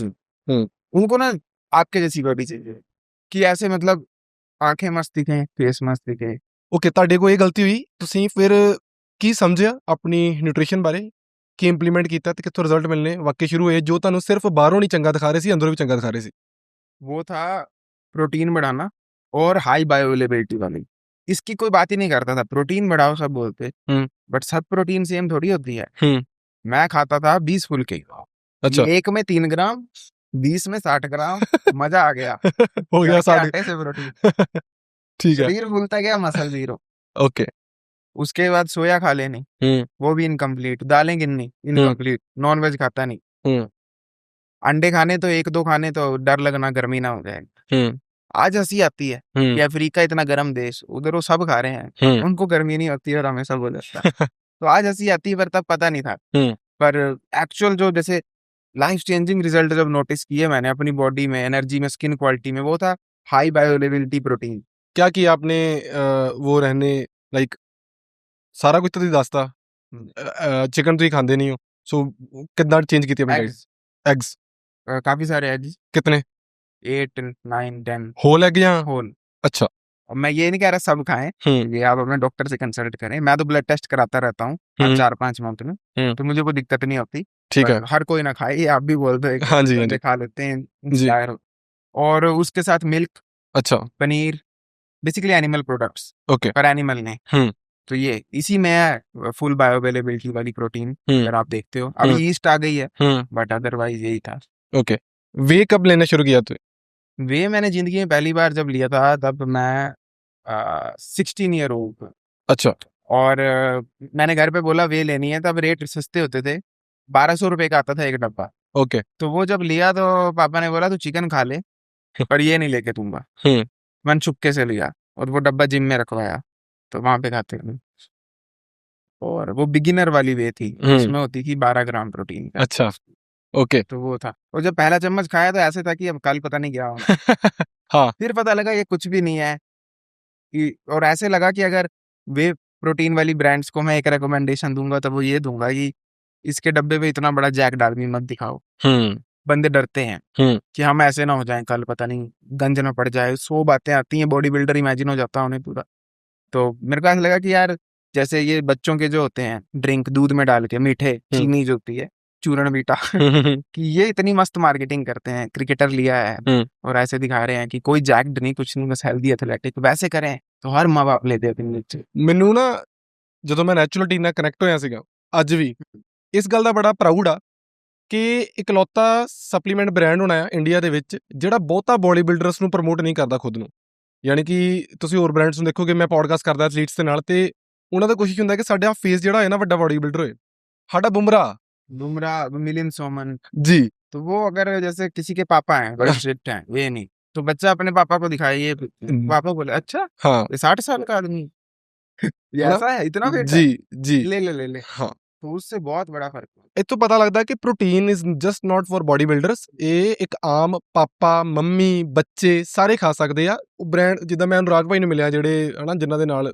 ਨੈਚੁਰਲੀ ਸਟਾਰਟ ਹੋਇਆ ਤੇ ਜਦੋਂ ਉਹਨਾਂ ਦੀ ਬੁਮਰਾਹ ਦੇ ਨਾਲ ਗੱਲਬਾਤ ਚੱਲਦੀ ਪਈ ਸੀਗੀ ਤੇ ਉਦੋਂ ਵੀ ਕੋਈ ਬੰਦਾ ਉਹਨੂੰ ਸਲਾਹ ਦਿੰਦਾ ਪਿਆ ਸੀਗਾ ਕਿ ਯਾਰ ਥੋੜਾ ਸਕਿਨੀ ਨਹੀਂ ਆ ਪ੍ਰੋਟੀਨ ਬ੍ਰਾਂਡ ਵਾਸਤੇ ਤੇ ਉਹਨਾਂ ਦਾ ਕਨਸੈਪਟ ਸੀ ਨਹੀਂ ਸਾਨੂੰ ਕੱਲੀ ਉਹ ਨਹੀਂ ਦੇਖਣੀ ਸਾਨੂੰ ਦੱਸਣਾ ਹੈ ਕਿ ਸਾਡੇ ਮੈਕਸਿਮਮ ਇੰਡੀਅਨਸ ਜਿਹੜੇ ਆ ਆਹੀ ਆ ਇਹਨਾਂ ਨੂੰ ਹੀ ਸਭ ਤੋਂ ਜ਼ਿਆਦਾ ਲੋੜ ਆ ਉਹਨਾਂ ਨੇ ਤੇ ਖਾ ਲਿਆ ਸੋ ਮੈਨੂੰ ਉਹਦਾ ਕਨਸੈਪਟ ਚੰਗਾ ਲੱਗਾ ਸੀਗਾ ਜੋ ਕਿ ਇੱਕ ਮਿਥ ਬ੍ਰੇਕ ਉਹਦੀ ਗੱਲ ਕਰਦਾ ਪਿਆ ਜਿਸ ਤੁਸੀਂ ਕਿਹੜੇ ਲੋਕਾਂ ਨੂੰ ਚੂਜ਼ ਕਰਦੇ ਪਏ ਹੋ ਜਿਹੜੇ ਤੁਹਾਡੇ ਬ੍ਰਾਂਡ ਨੂੰ ਐਂਡੋਰਸ ਕਰਨ ਓਕੇ ਭਾਜੀ ਸੋ ਡਾਈਟ ਦੇ ਨਾਲ ਤੁਹਾਡੀ ਬੋਡੀ ਦੇ ਵਿੱਚ ਇਹ ਚੇਂਜਸ ਆਏ ਵਰਕਆਊਟ ਦਾ ਕੀ ਇੰਪੈਕਟ ਪਿਆ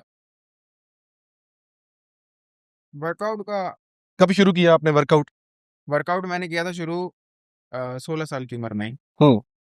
तो वही था, मतलब देखो ना, एक टीनेजर है वो कंफ्यूज्ड होता है, और तब बहुत गंदा कंटेंट था इंडिया में, बहुत रेयरली अच्छा कंटेंट बनता था जिसमें बताया जा रहा है टीनेजर हो तो ये करो, अडल्ट होते घिसा पिटा कंटेंट होता था, कोई क्लैरिटी नहीं होती थी। तो मैं वो कंटेंट देख के, मेरे एरिया में किसी को नॉलेज नहीं जिम की, उनको पूछना जिम के बाद क्या खाएं, आलू खाओ, हाँ कोई नॉलेज नहीं थी। हाँ मैं भी शकरकंदी स्वीट पोटैटो बहुत खाता रहा हूँ तो जी ये था कि 3 महीने बल्क कर लेना, 3 महीने कट, बल्क करने में पेट बढ़ना तो गुस्सा आना, पेट तो बढ़ना ही है, प्रोटीन के लिए खा रहा हूँ प्रोटीन, कट करना तो गुस्सा आना कि एकदम से ही शरीर अजीब लग रहा है, फ्लैट लग रहा है, ग्लाइकोजन रिजर्व खत्म हो रहा है, तो बस उसी में घूमता रहा, तो वो रिजल्ट नहीं मिल पाए कभी।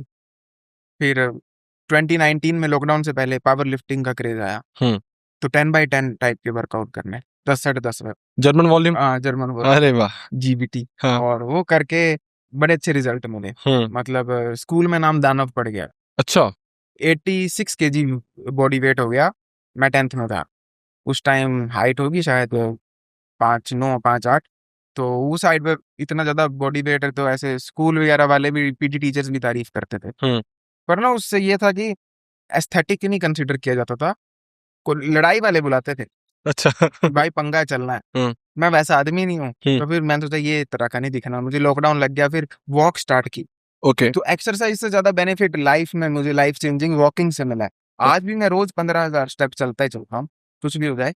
उससे एक तो बॉडी ठीक रहती है, पर उससे बड़े वो मेरे को मेडिटेटिव एक्सपीरियंस लगता है। हम्म। मेरी मेंटल हेल्थ बहुत इंप्रूव होती है। ये जो चैनल का आइडिया है कि ये फिटनेस को हम पैकेज करेंगे डिफरेंट तरीके में, ये वॉक करते करते ही आया। ओके। हर वीडियो का आइडिया वॉक करते करते ही आता है। कुछ होता है मेरे साथ वॉक करते करते, तो हम्म। मैं सब बोलूंगा वॉक करो, जॉगिंग की जगह वॉक। और कुछ सुनते हो आप जब वॉक करते हो, या बिल्कुल फ्री रखते हो दिमाग को? डिपेंड करता है, जैसे यूजली तो कॉल पे होता हूँ मैं, ओके। कभी कभी पॉडकास्ट, और कभी कभी कुछ भी नहीं। तो ये कभी कभी का मतलब है 3 में से 1 दिन कॉल, 1 दिन म्यूजिक, 1 दिन पॉडकास्ट, 1 दिन कुछ। ਹੂੰ।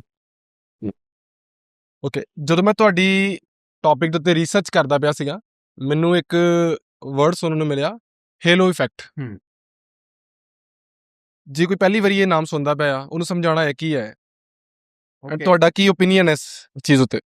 देखो ये रियल है, हम्म। ये आप मान लो। हेलो इफेक्ट इमेजिन करना है तो ऐसे इमेजिन करो आपको मेरे पीछे वो दिखे सर्कल एक लाइट का, अच्छा। तो आपका मेरे पे ध्यान जाएगा, हाँ। पब्लिक का मेरे पे ध्यान जाएगा। अच्छा, जब मैं अभी आ रहा था, हम्म। इवन तो मैं थोड़ा बहुत फेमस हूँ स्टिल, कॉलेज टाइम से यहीं मेरा कॉलेज है पास में, मेरे को लोग घूरते थे हम्म। और बड़ी बार रैंडमली पूछते थे आप माइकल जैक्सन की तरह दिखते हो, आप शाहरुख खान की तरह, उसकी तरह। तो ये क्या है, एक हेलो इफेक्ट, कि लोगों को कुछ लग रहा है अलग देख के। हेलो इफेक्ट पॉजिटिव भी हो सकता है, नेगेटिव भी। किसी की जिप खुली है वो भी हेलो हेलो इफेक्ट हो इफेक्ट गया, है। और किसी के कपड़े फटे हैं वो भी हो गया, और किसी का चेहरा अलग है वो भी हो गया, किसी की बॉडी अच्छी है वो भी हो गया। है कि ये हेलो इफेक्ट हेलो इफेक्ट यही है कि आपको लोग ध्यान देते हैं? ध्यान देते हैं, एक्स्ट्रा जज करते हैं, या आपको शक्ल को देख के चार्मिंग समझते हैं। यह सबसे क्लासिक एग्जांपल है, एक सेलिब्रिटी है, उसने बॉडी बना ली, न्यूट्रिशन का कुछ नहीं पता, एक्टर वगैरह रख लो, पर फिर भी उससे एडवाइस लेंगे लोग। हम्म। हेलो इफेक्ट है वो, कि इसकी है, ये मूवी में भी है, सक्सेसफुल भी है, इससे भी। वो एक हेलो। जॉन इब्राहिम कह सकता है कि मैंने जिंदगी में कभी भी बर्फी नहीं खाई, तो लोग उसको हाँ, सच मान लेंगे और वैसे ही करेंगे। यस, वो हेलो इफेक्ट है कि इसको तो पता ही होगा, हम्म। भले ना पता हो कुछ। वो हेलो इफेक्ट, पहले उन्होंने जज कर लिया हम्म। दिमाग में, इसको पूछते हैं। और कोई रास्ते में डॉक्टर होगा पर उसकी बॉडी नहीं होगी, तो उसको नहीं पूछेगा वो। हाँ। ये हेलो इफेक्ट। ये होता है। ਅੱਜ-ਕੱਲ੍ਹ तो ਮੇਰਾ ਵੀ ਇੱਦਾਂ ਹੋ ਗਿਆ ਕਿ ਕਦੀ ਵੀ ਮੈਂ ਕਿਸੇ ਡਾਕਟਰ ਕੋਲ ਜਾਨਾ ਆ, ਆਪਣੇ ਪੇਰੈਂਟਸ ਨੂੰ ਲੈ ਕੇ ਜਾਂ ਖੁਦ ਨੂੰ ਵੀ, ਤਾਂ ਮੈਨੂੰ ਹੁੰਦਾ ਕਿ ਯਾਰ ਜੇ ਬੰਦਾ ਫਿਜ਼ੀਕਲੀ ਫਿਟ ਨਹੀਂ ਹੋਏਗਾ ਤੇ ਮੇਰਾ ਉਹਦੀ ਪ੍ਰਿਸਕ੍ਰਿਪਸ਼ਨ ਉੱਤੇ ਧਿਆਨ ਘੱਟ ਜਾਂਦਾ ਹੈ। ਜਸਟ ਬਿਕੋਜ਼ ਕਿ ਉਹ ਦੇਖਣ ਦੇ ਵਿੱਚ ਇੰਨਾ ਜ਼ਿਆਦਾ ਹੈਲਦੀ ਨਹੀਂ ਹੈਗਾ, ਤਾਂ ਮੈਨੂੰ ਇਹ ਹੈਲਥ ਐਡਵਾਈਸ ਕੀ ਦੇਗਾ? पर इसी से लाइन आती, कोचेस डोंट प्ले। ओके। जी। मेरे को वो भी सही लगती है हुँ। कि फुटबॉल में अगर आप देखोगे मोस्ट कोचेस खेलते नहीं है, जी। फिर भी इतना अच्छी कोचिंग दे रहे हैं। हुँ। तो ऐसा देखो, मैं मॉरली बात कर रहा हूँ अभी, हुँ। हेलो इफेक्ट होना नहीं चाहिए। हुँ। मैं नहीं करना चाहता आपको जज, हुँ। मैं नहीं चाहता कोई किसी को जज करे उसकी शक्ल देख के कि ये अच्छा है, बुरा है, सक्सेसफुल है, जो भी है। हुँ। पर ये समाज ही ऐसा है, हम चाह के भी ऑटोमेटिकली ऐसे हैं कि सड़क पे कैसे टेढ़ी लकड़ी दिखे डर जाते हैं, सांप है, हाँ। होगा नहीं। वो पैटर्न रिकॉग्निशन है, वो चेहरों को देख के भी है। हुँ। ये एवोल्यूशनरी है कुछ, कि आपको कोई ऐसी खूंखार सा शक्ल का हुँ। दिखेगा, आप उससे पंगा ही नहीं लोगे। हुँ। ये शक्ल से वैसा लग रहा है, हुँ। ये आपके दिमाग को ही दिया जेनेटिकली एवोल्यूशन ने कि बच के रहे। हो सकता है वो बहुत प्यारा आदमी है, पर हुँ। आप डरोगे। ਕਿਵੇਂ ਜਨਰੇਟ ਕਰੀਏ ਇੱਕ ਚੰਗਾ ਹੇਲੋ ਇਫੈਕਟ? ਲੁੱਕਸ ਦੀ ਆਪਾਂ ਗੱਲ ਕਰਦੇ ਪਏ ਹਾਂ, ਬਟ ਇਸ ਤੋਂ ਇਲਾਵਾ ਹੋਰ ਕਿਹੜੇ ਫੈਕਟਰਸ ਆ ਜਿਹੜੇ ਇਹਦੇ 'ਚ ਕੰਟਰੀਬਿਊਟ ਕਰ ਸਕਦੇ ਆ? जो भी दिखता है उसको बेटर करो। Hmm. Hair style, hair quality, skin quality, आपकी फेशियल ग्रूमिंग और आपकी बॉडी, ये सब हेलो इफेक्ट में आता है। जो दिखता है वो दिखता है बिल्कुल। ਆਪਾਂ ਦੋ ਟੌਪਿਕਸ ਤੇ ਕਾਫੀ ਡੀਪ 'ਚ ਗੱਲ ਕਰਨੀ ਚਾਹਾਂਗਾ। ਇੱਕ ਤੇ ਹੇਅਰ ਹੂੰ। ਤੇ ਦੂਜਾ ਸਕਿਨ। ਮੈਂ ਜਦੋਂ 20 ਸਾਲ ਦਾ ਸੀਗਾ, ਮੈਨੂੰ ਸਕਿਨ ਕੇਅਰ ਦਾ ਪਤਾ ਹੀ ਨਹੀਂ ਸੀਗਾ।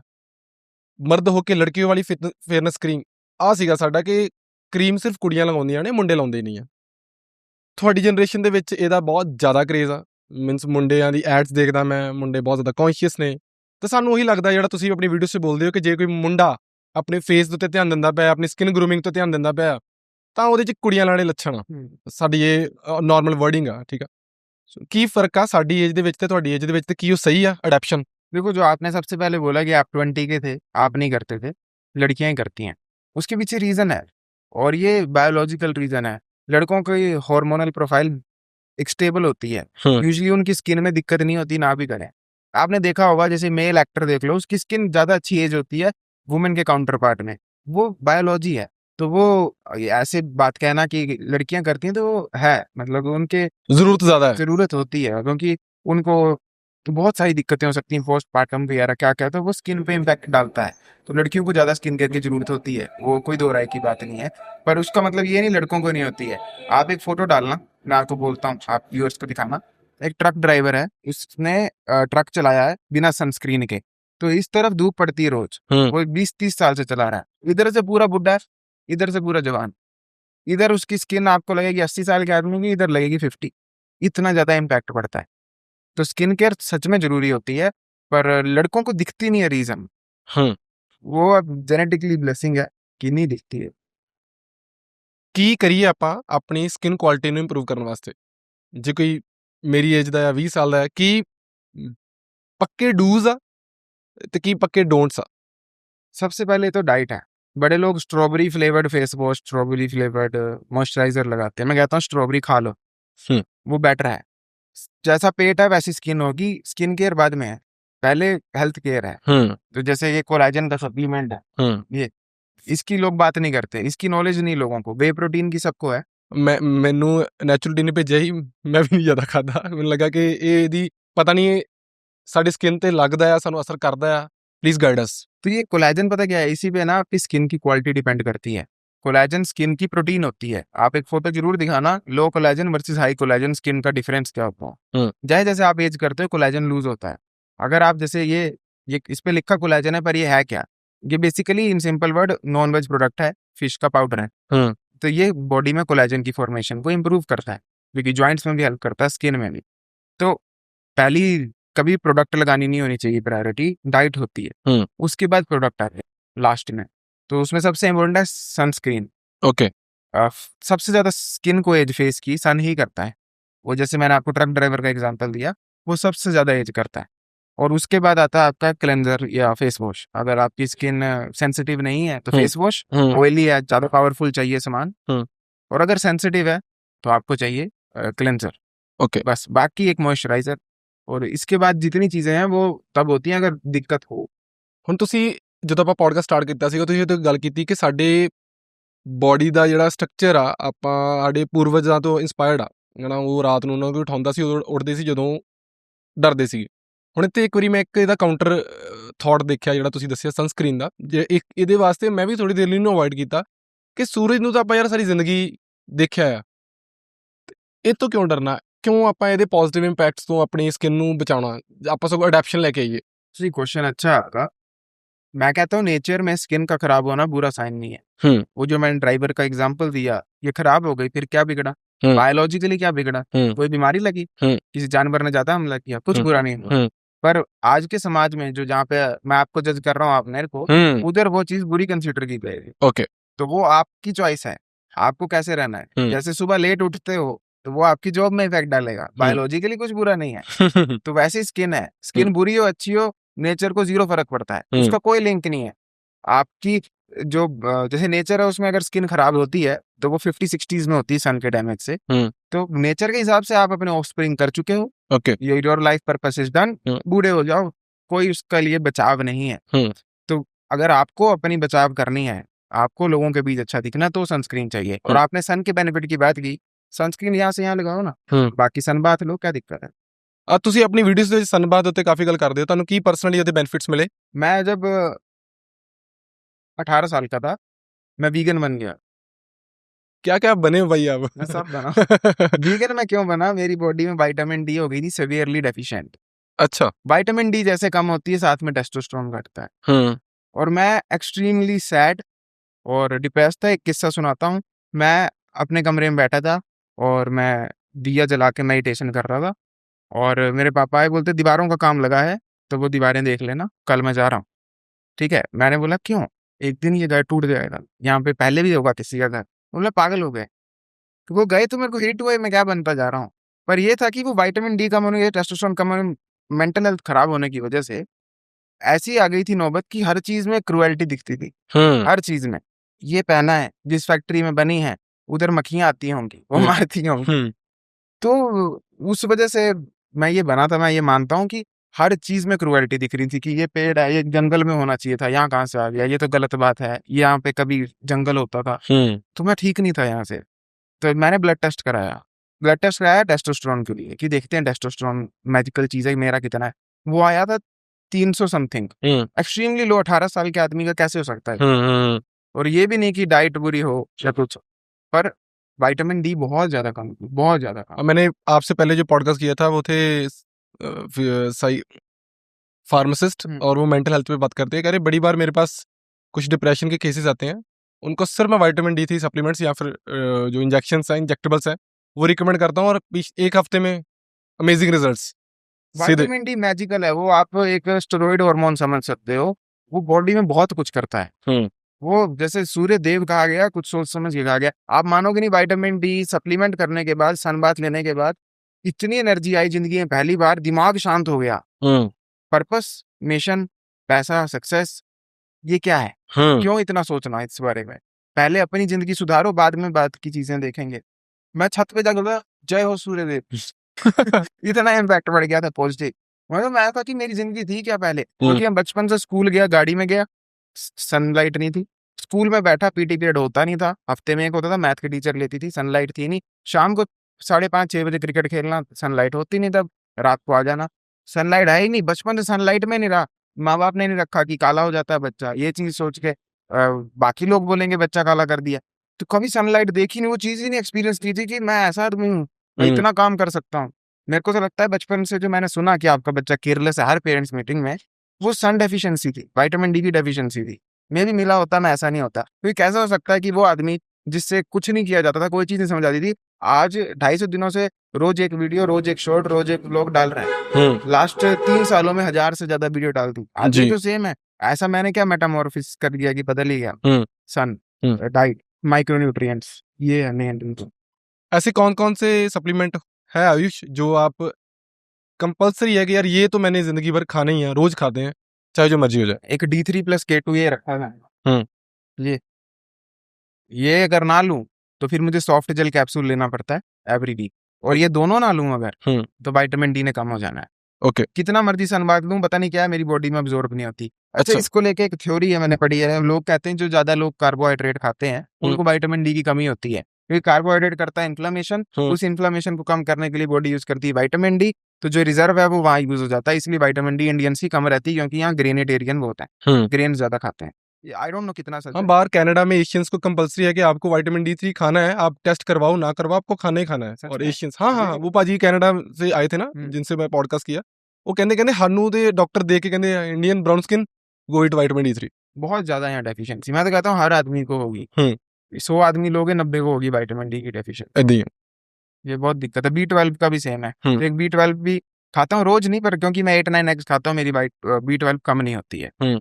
तो एक ये है विटामिन D3+K2, और एक अभी मैं इस पे एक शिफ्ट हो गया हूँ ईस्ट प्रोटीन पे, क्योंकि इसकी सबसे बड़ी रीजन ये है, इसकी डाइजेस्टिबिलिटी आइसोलेट जैसी है। आपने अगर आइसोलेट पिया है तो उसकी डाइजेशन से तगड़ी डाइजेशन वाली प्रोटीन है ही नहीं जी। उसको पी लो, पानी पी लो, एक बराबर पता ही नहीं लगता है। ये भी सेम है, इसकी भी डाइजेशन वैसी है, पर ये एक्सपेंसिव उतना ज्यादा नहीं है। इसमें कहते हैं कि कंप्लीट नहीं है, कुछ कम है, कुछ ज्यादा है, बट मेरा मानना है मैं कौन सा बॉडी बिल्डर हूँ, मुझे कुछ नेगेटिव नोटिस हुआ नहीं। भले उतनी ज्यादा बढ़िया ना हो जितना आइसोलेट है, और रेट का भी डिफरेंस देखो ना, वो कितना महंगा है, तो ऑब्वियसली नहीं होगी उतनी कुछ। ये वो डेयरी प्रोडक्ट है, ये नहीं है। बट मेरे हिसाब से 99% लोगों को फर्क नहीं लगता, पता। और ये टेस्टी बहुत है। ठंडाई फ्लेवर तो भाई, ठंडाई केसर इतना टेस्टी है कि ऐसे पीते पीते ख्याल आता है कि मतलब पी लेता हूँ, ऐसा लगता प्रोटीन पीनी है, लगता है प्रोटीन पीते हैं। जैसे कोल्ड ड्रिंक पीने का आदमी का मन करता है, वैसे फील आती है। और ये मैग्नीशियम ग्लाइसिनेट, ये नींद बदल देता है, मतलब इसकी एक गोली खा के सो जाओ तो 6 घंटे सो के भी ऐसी फील आती है, 8 घंटे सो जाओ, 8 घंटे सो के 10 वाली फील आती है। तो इस स्लीप की क्वालिटी को बहुत ज्यादा इंप्रूव करता है, और दिमाग की चिटर चैटर को भी शांत करता है। मेरे को बहुत है, मैं खुद से बहुत बहुत ज्यादा बात करता हूँ, क्योंकि मैं बचपन से अकेला रहा हूँ, तो ये मेरा दिमाग शांत कर देती है। और पता नहीं क्यों करती है, कुछ मैंने पढ़ा है इसके बारे में, मुझे एग्जैक्ट याद है। मुझे पढ़ा, मैंने खाया, मुझे अच्छा लगा, जो पढ़ा था मैं वो भूल गया लेकिन रिजल्ट याद रह गए इसलिए मैं खा रहा हूँ। और ठीक यही इंपॉर्टेंट होता है भाजी। कई ਵਾਰੀ ਉਹੀ ਨਾ ਕਿ ਉਹ ਬਟਨ ਔਨ ਕੀਤਾ ਤੇ ਗੱਡੀ ਚੱਲ ਪਈ। ਆਪਾਂ ਇਹ ਨਹੀਂ ਪੁੱਛਦੇ ਕਿ ਕਿੱਦਾਂ ਚੱਲੀ ਗੱਡੀ, ਸਾਨੂੰ ਗੱਡੀ ਚਲਾ ਕੇ ਤੁਰਨਾ ਮਤਲਬ ਆ। ਸੋ ਉਹ ਚੀਜ਼ ਆ। ਓਕੇ। और एक और है ਹੂੰ ओमेगा 3, ये इन्फ्लेमेशन कम रखता है। हूँ मैंने आपसे गर्मी की बात की थी। जी गर्मी अगर आप देखते हो कि अपनी स्कूल की बुक में या आप नेट पे सर्च करते हो बट इस गर्मी इन मॉडर्न मेडिसिन हम्म। कुछ आता ही नहीं है। हम्म। गर्मी इज इन्फ्लेमेशन। हम्म बॉडी में गर्मी बढ़ जाना मतलब बॉडी में इन्फ्लेमेशन बढ़ी है। हम्म ये खा लेता हूँ, कोई एक्ने नहीं निकलता है। ओके 8 अंडे खाऊं 10 खाऊं, ये ना खाऊं 8-10 अंडे खाए मुंह पक जाता है, जिसे गर्मी के साइन कहते हैं। उल्टा समझता हूँ मैं और कुछ लोग हम्म। कि ओमेगा 3 खादी आ, फिश ऑयल खादा आ ते साडे पिंपल्स होंगे। मे बी वो रिएक्शन की वजह से हो सकता है, किसी को फिश से रिएक्शन हो, वो वीगन वाले भी ट्राई कर सकता है। बट मेरे पास अपना एनेक्डोटल कंक्रीट एविडेंस है, 7 दिन ये ना खाऊं और 7 दिन 8-10 अंडे खाऊं, एक्ने, मुंह में गर्मी, भूख बंद, ये खा लूं साथ में कोई गर्मी नहीं है। इन्फ्लेमेशन पे डायरेक्टली काम कर दी भी है। और मेरे को ऐसा लगता है इन्फ्लेमेशन को ही गर्मी कहा जाता है आम भाषा में, ऐसा मेरा मानना है। अगर कोई प्रूफ नहीं है पर मेरे को लगता है जब भी कहा जाता है कि गर्मी बढ़ जाएगी, चिकन मत खाओ, अंडे मत खाओ, वो यही गर्मी है, इन्फ्लेमेशन। ਓਕੇ। ਹੁਣ ਇਹਦੇ ਚੋਂ ਕਿਹੜੇ-ਕਿਹੜੇ ਸਪਲੀਮੈਂਟ ਆ ਜਿਹੜੇ ਤੁਸੀਂ ਆਪਣੇ ਪੇਰੈਂਟਸ ਨੂੰ 100% ਕਹਿੰਦੇ ਹੋ ਕਿ ਇਹ ਤਾਂ ਤੁਸੀਂ ਕੰਪਲਸਰੀ ਖਾਣੇ ਖਾਣੇ ਆ? एक तो कोलेजन है, अच्छा। ठीक है, हम्म। एक ये ओमेगा है और एक ये वे प्रोटीन, चाहे यीस्ट हो, प्रोटीन। ओके।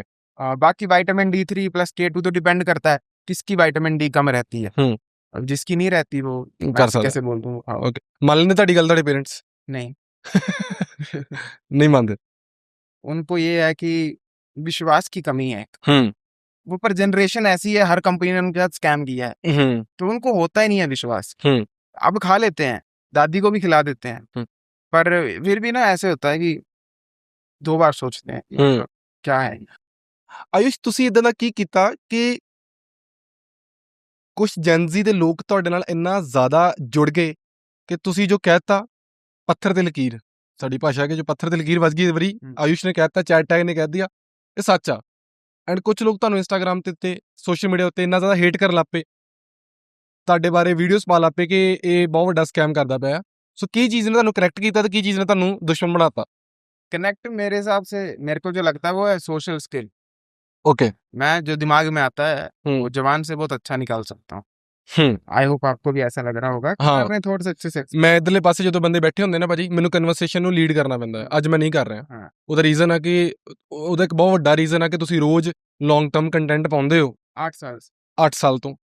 ਅੱਛਾ 8 ਸਾਲ ਹੋ ਗਏ ਤੁਹਾਨੂੰ ਪ੍ਰੋਪਰ? 2016 से बना रहा हूँ।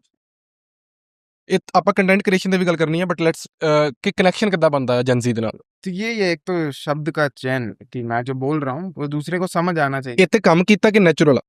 बोल बोल के बिल्कुल नेचुरल नहीं हूँ। एक्सट्रीमली शाई इंट्रोवर्ट बच्चा था ना, पर बोल के ਇਹ ਵੀ ਲੁक्स ਮੈਕਸਿਮਾਈਜ਼ਿੰग ਆ ਗਿਆ। हाँ, ਬੰਦੇ ਨੇ ਦੇਖ ਕੇ ਜੱਜ ਕਰ ਲਿਆ, ਹੈਲੋ ਇਫੈਕਟ ਪੈ ਗਿਆ, ਬਟ ਜਦੋਂ ਬੋਲਿਆ ਤੇ ਫਿਰ ਕੀ ਕਹਿਣਾ ਹੈ? इसे सोशल स्किल कह सकते हो आप, इसे सोशल स्किल मैक्सिमाइजिंग कह सकते हो आप। और ये उसी पेड़ का पार्ट है जिसमें लुक्स मैक्सिंग आता है, जो कि फिटनेस के पेड़ का पार्ट है। तो ये है। और दूसरी रीजन मुझे लगता है कि मैं एग्जाम्पल अच्छे देता हूँ बहुत, कि कुछ भी समझाना हो तो फिर आपको बार बार बोल रहा हूँ, फोटो तो मेरे दिमाग में ये आ रहा है कि व्यूअर के दिमाग में क्या आ रहा होगा, उसको इमेजिन करवाने के लिए फोटो डालती वो है। और तीसरी रीजन मेरे को ये लगती है कि मैं जैसे मेरे जो शब्द हैं, जो बोली है, वो बिल्कुल वो है देसी, जानबूझ के की हुई देसी नहीं है कि मैं देसी शब्द बोलना है। मैंने अभी शब्दों का चयन शब्द बोला, वो ऑटोमेटिकली आया। मैंने सोच के ना शुद्ध हिंदी बोलूंगा, वो ऑटोमेटिकली आ गया। तो मेरे को ये लगता है कि मैं ना किसी की एक्सेंट कॉपी करता हूँ, जो मेरी देसी एक्सेंट है उसमें बोलता हूँ, जो कांगड़ी पंजाबी टाइप है। और जैसे मेरे को गर्म पानी बोल रहा हूँ, मैं तत्ता पानी बोल देता हूँ। तो ये रीजंस मुझे ऐसी लगती है कि उनको ऐसे लगता है अपने जैसा बंदा है। ਮੈਨੂੰ ਇਦਾਂ ਲੱਗਦਾ ਹੈ ਕਿ ਆਯੁਸ਼ ਆਪਣੇ ਛੋਟੇ ਵਰਜਨ ਨੂੰ ਸਮਝਾਉਂਦਾ ਆ ਹਰ ਵਾਰ ਜਦੋਂ ਉਹ ਕੋਈ ਵੀ ਵੀਡੀਓ ਬਣਾ ਰਿਹਾ ਹੁੰਦਾ। हाँ, वो भी है। ਤੁਸੀਂ ਆਪਣੇ ਤੋਂ 5 ਸਾਲ ਪਹਿਲਾਂ ਜਿਹੜਾ ਆਯੁਸ਼ ਗਲਤੀ ਕਰ ਰਿਹਾ ਸੀਗਾ, ਜਿਹੜਾ ਕੰਫਿਊਜ਼ ਸੀਗਾ, ਤੁਸੀਂ ਉਹਨੂੰ ਸਾਹਮਣੇ ਸੁਣਦੇ ਕਿ ਇਹ ਵੀਡੀਓ ਉਹ ਦੇਖ ਰਿਹਾ, ਤੇ ਮੈਨੂੰ ਇਦਾਂ ਬਹੁਤ ਫੀਲ ਹੋਇਆ। ਹੁਣ ਬੈਠੇ ਬੈਠੇ ਹੀ ਫੀਲ ਹੋ ਰਿਹਾ। हाँ, वो 100% है। तो मेरे को डर भी लगता है, इसीलिए मैं बात बोल रहा हूँ, अंडे खा मत लेना, चेक कर लेना कि मेरे जैसा आदमी तो ओ ये अभी 8 अंडे खा लूंगा। तो वो बहुत बड़ी रीजन है कि मैं अपने छोटे वर्जन अपने आप को ही ये वीडियो बना रहा हूँ। ਕਿੰਨੇ ਲੋਕਾਂ ਦੀ ਜੇ ਤੁਸੀਂ ਇੱਕ ਐਵਰੇਜ ਲੈਣੀ ਹੋਏ, ਕਿੰਨੇ ਮੁੰਡਿਆਂ ਦੀ, ਫੀਮੇਲਸ ਦੀ ਤੁਸੀਂ ਲਾਈਫ ਤੇ ਇੰਪੈਕਟ ਕੀਤਾ ਹੈ ਪੋਜ਼ਿਟਿਵਲੀ ਉਹਨਾਂ ਦੀ ਲੁੱਕਸ ਨੂੰ ਇਨਹਾਂਸ ਕਰਕੇ? कभी बैठे के कढ़िया नंबर है?